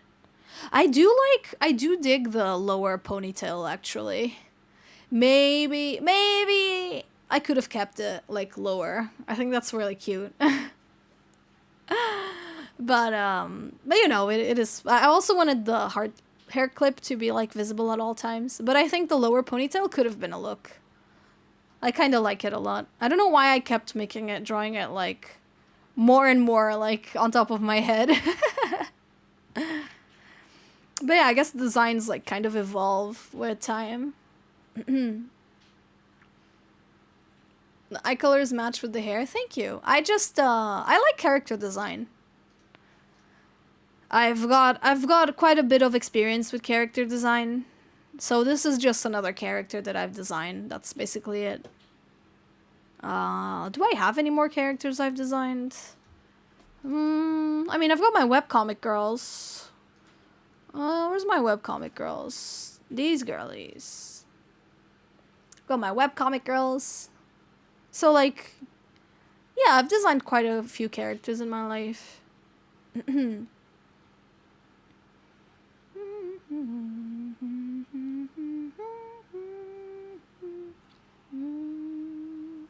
How do you do back view, behind view? I don't do that a lot, actually. Behind view. I guess it's the same thing as we talked about before.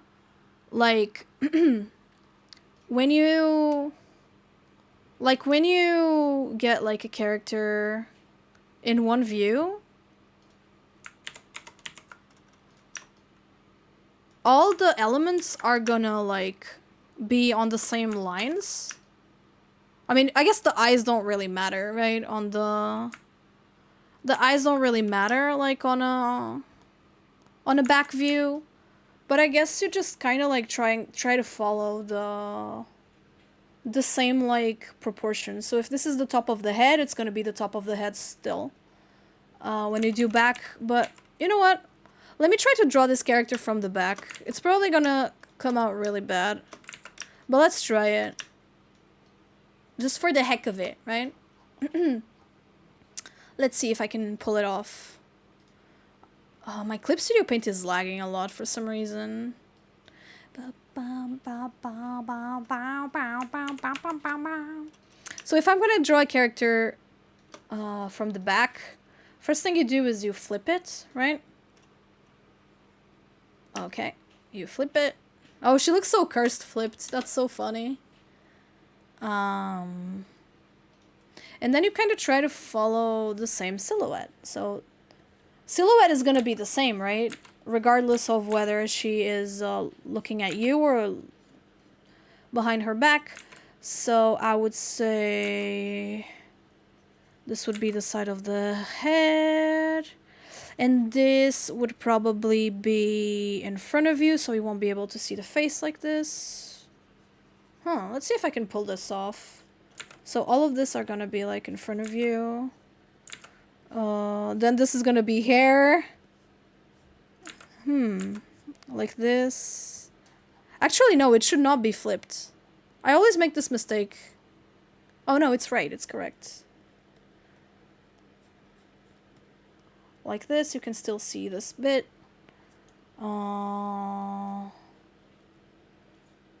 Like this, and all of this would be in front of you, so you can't really see the character very well.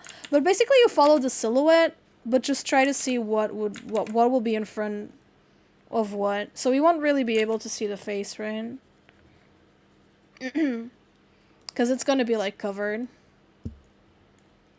Yeah, you can't even see the face, because the face will be covered by the hair like this. Yeah. Once again, this will be the jacket, right? Same thing. This part is not covered. Jacket. Jacket would be something like this, yeah? Comes all the way here. Actually, this is interesting. Hold up. Wait, this part will be in front of you, right? Yeah, because it's behind the character in the front view.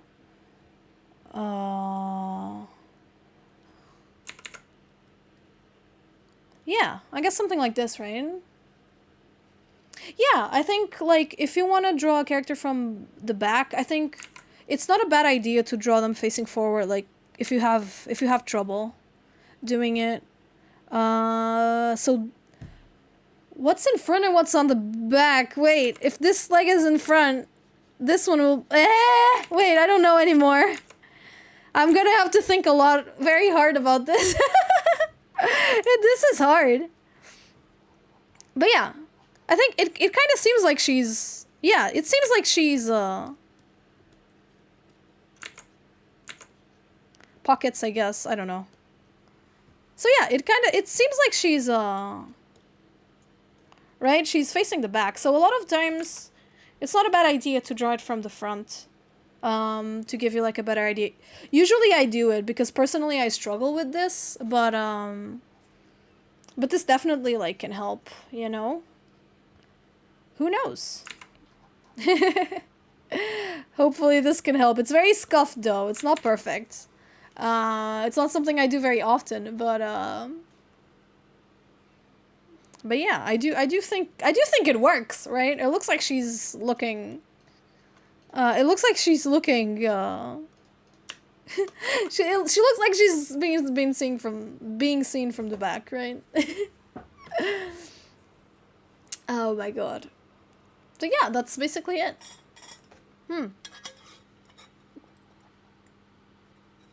Are you sending poops, Rick? Some tips for textures. As you can see, my art does not use textures at all. I guess the closest you have to texture are these little polka dots. You know, sometimes I will add a little grain to my art, just like a little grainy texture.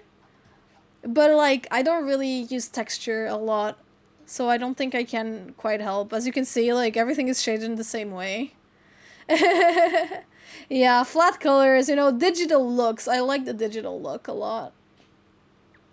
So I don't quite use textures a lot. Of course, like, the materials should be taken into consideration. Like, I don't think you should shade hair the same way you shade, like, a metallic crown or, like, these metal orbs.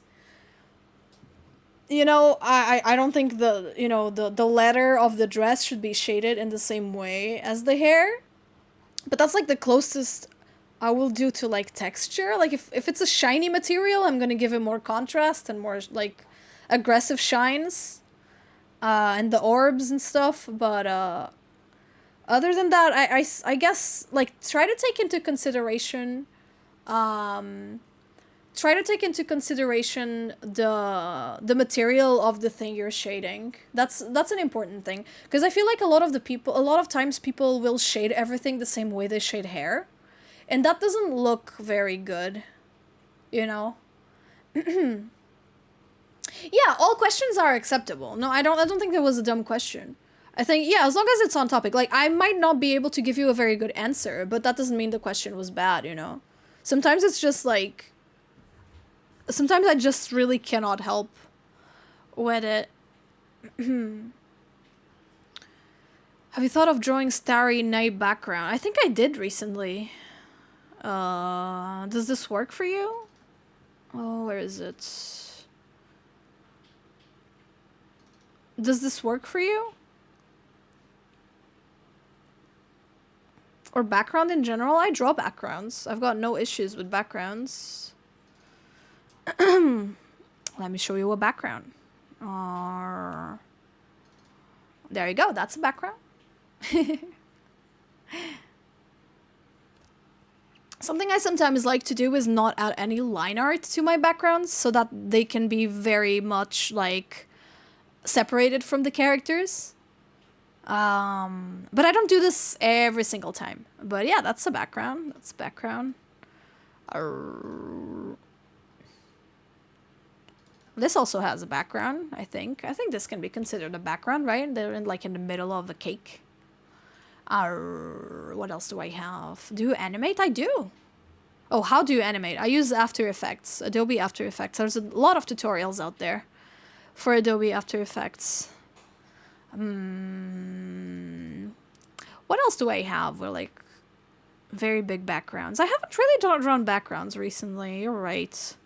But I feel like I very rarely draw for myself lately. It's so like rare that I draw for myself at all. Because I've got like YouTube and the streams and stuff. Since the subathon, I've been streaming every day. It's not like I'm really like spending a lot of time on backgrounds. Oh yeah, remember that commission I was working on, guys? Let me show you how it ended up. Ended up like this. There you go. So this is going to be for a music video. The idea is for like the clouds to move around. You know, the clouds are separated so that they can move around. The girly is going to move as well around. Yeah. I'm glad you guys like it. I'm excited to see the like the video. So yeah, these can move as well. Yeah. Thank you guys. What else do I've got? I don't have a lot of backgrounds. You're right. Oh, what is this? No. I don't have that many backgrounds. Because I don't really... Sometimes what I do is like... Sometimes like the background will be more characters. Like sometimes I will like... fill stuff with characters. What studio? It's not for a studio. It's for an indie VTuber. So yeah, no, she liked it. I think she liked it, yeah. But yeah, I don't always do a lot of backgrounds, but because most of the time my art is character focused. Yeah, I showed the Pokemon Arceus one for sure. I think that's like a classic. Sometimes I do like, yeah, just like some elements and like some gradients and stuff. Because I think it works, right? This drawing was really popular at Iberanim. This Miku will look awful if I ever print it. You like drawing backgrounds? That's good. That's usually people prefer drawing characters, but I know a couple of people who like drawing backgrounds, and I think that's cool. I don't mind drawing backgrounds. Usually I prefer characters though. That's like my whole thing. Character art. It's what I like drawing the most. But I think a good background can like help. This drawing was so popular at Iberanim. I sold so many posters of this. I sold out on them. I think I took like 15 of them. I sold 15 of these, which was pretty cool. Have you ever done Persona art? I did some Persona 5. Let me look for it. Persona 5. I drew Anne and a little chibi Joker and a little chibi skull. So I did Panther. There you go. There it is. I found it. I drew these back in 2021. I really like how the Joker came out. I think it looks very cute. He's a little guy. So yeah, my little guys are...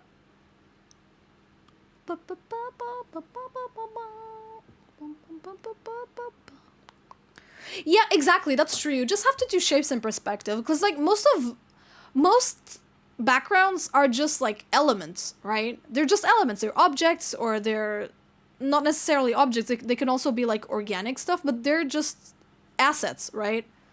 They're just like elements. And if you can stylize a character, you should be able to stylize like objects as well. But most of the stuff, since I have like a graphic design background, I usually tend to do more like graphic design stuff. And that's also like my preference as well. So that's usually what I go for. And this is like one of my favorite types of art. It's just characters with characters. And it just makes a composition like that. And I think it's neat. It's what I have the most fun doing. But yeah, sometimes... Oh, this one's so old. This was one of my first stream starting soons. So before it would say like starting soon here. It would say like starting soon, and this was like my stream like starting soon screen. Oh my god. So yeah, I guess that's a background, right? It's got like it's mostly objects, right? Because it's an interior.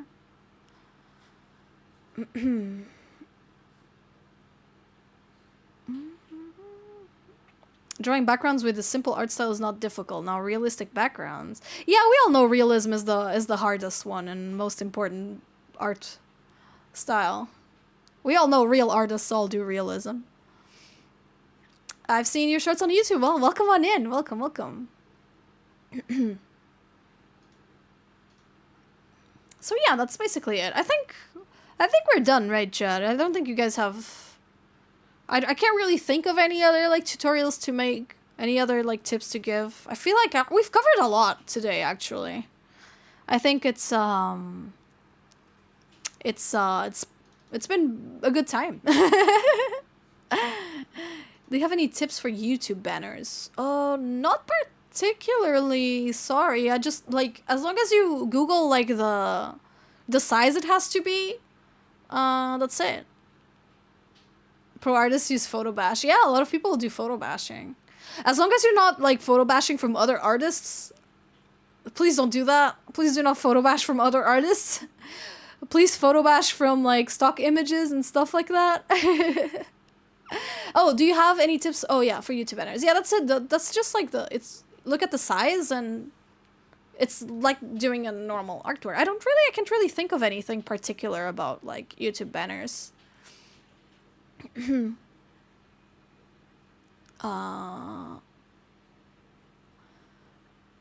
seen so far. I was wondering if how you designed your logo. Yeah, like I said, I've got a background in graphic design, so I do have a little bit of I guess experience in it. I don't know. I just like this font. I like this font. It's called Mustardo. I bought it. I've got the rights to use it. I love this font. Then I made it glossy because I thought it was cute to make it glossy. I added a calamari and the Japanese pronunciation of my name because I needed like something. I needed some more verticality here. And then I wanted some even more verticality, so I added these little guys, like these dots. I don't really know. I'm a very, like, instinctive person when it comes to art. A lot of the time I'll just do something, because I'll do trial and error, and I'm like, okay, this looks better, so I'm just gonna do that. You know?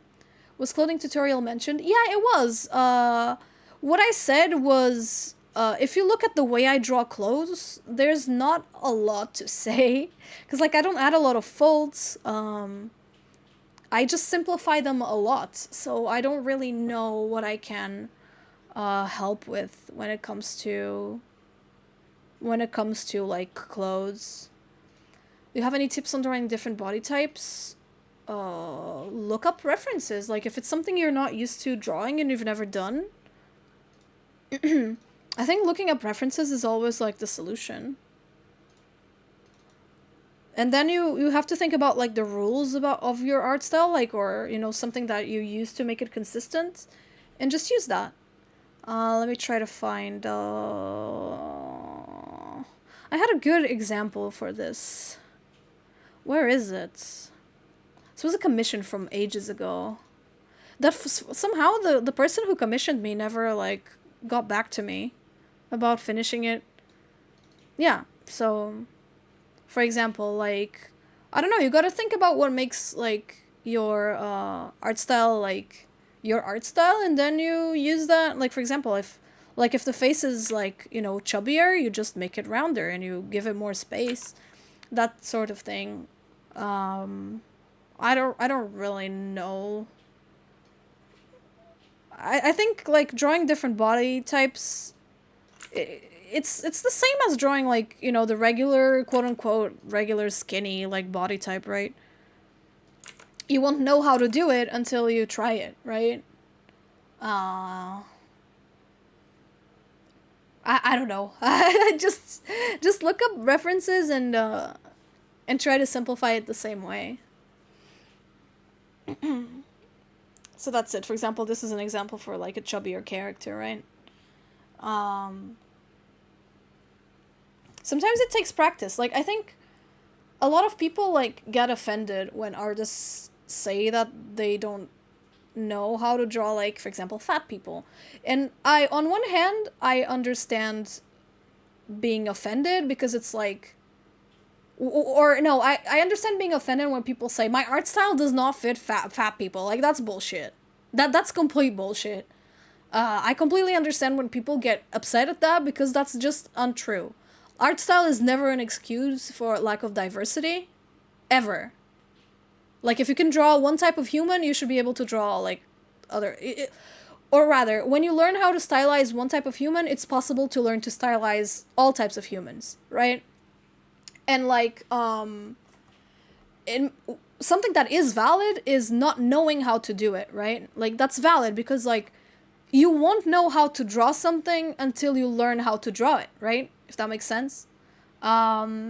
So yeah, just go look up references, and like if you're a good enough artist, you will be able to stylize it to your own and look at lots of references and you will learn. That's it. You will learn. So yeah, my summit drawing. Yeah, I feel like my summit drawing is kind of like a different case because they asked me to kind of emulate the Animal Crossing style a little bit. But yeah, for sure, like art style is never an excuse, but lack of skill can be an excuse. And that's a matter of learning, you know? It's a matter of learning. There's nothing wrong with an artist saying that, you know, I don't know how to draw that. I've never done that before, but I can learn. In my opinion. Like, you weren't born knowing how to draw skinny people either, you know? And you had to learn how to draw skinny people. So it's the same with fat people. Or with people of color, or whatever you're not used to drawing, I feel. It's like, that's it. Whatever you don't know how to draw, it's learnable. But I don't think it's fair to get upset at an artist for never drawing something, or like never not knowing how to do it, because a lot of us just draw for fun in our free time, and people just prefer to draw what they have most fun drawing, and I think that's fair, right? I don't know, but like if you're taking commissions and someone asks you to like draw a black character or something, I think you should make an effort to like learn how to draw that, like if you don't know how to, you know. I don't know. That's just my opinion, my personal opinion. So yeah, let's go back to our room real quick, and let's see who we can raid. It should already be nighttime, but it is what it is. It's still daytime in the Mari world. Let's see who's live so that we can raid them. So many people playing multiverses today. Wow, all the Smash people are playing multiverses. That's crazy. That is funny. You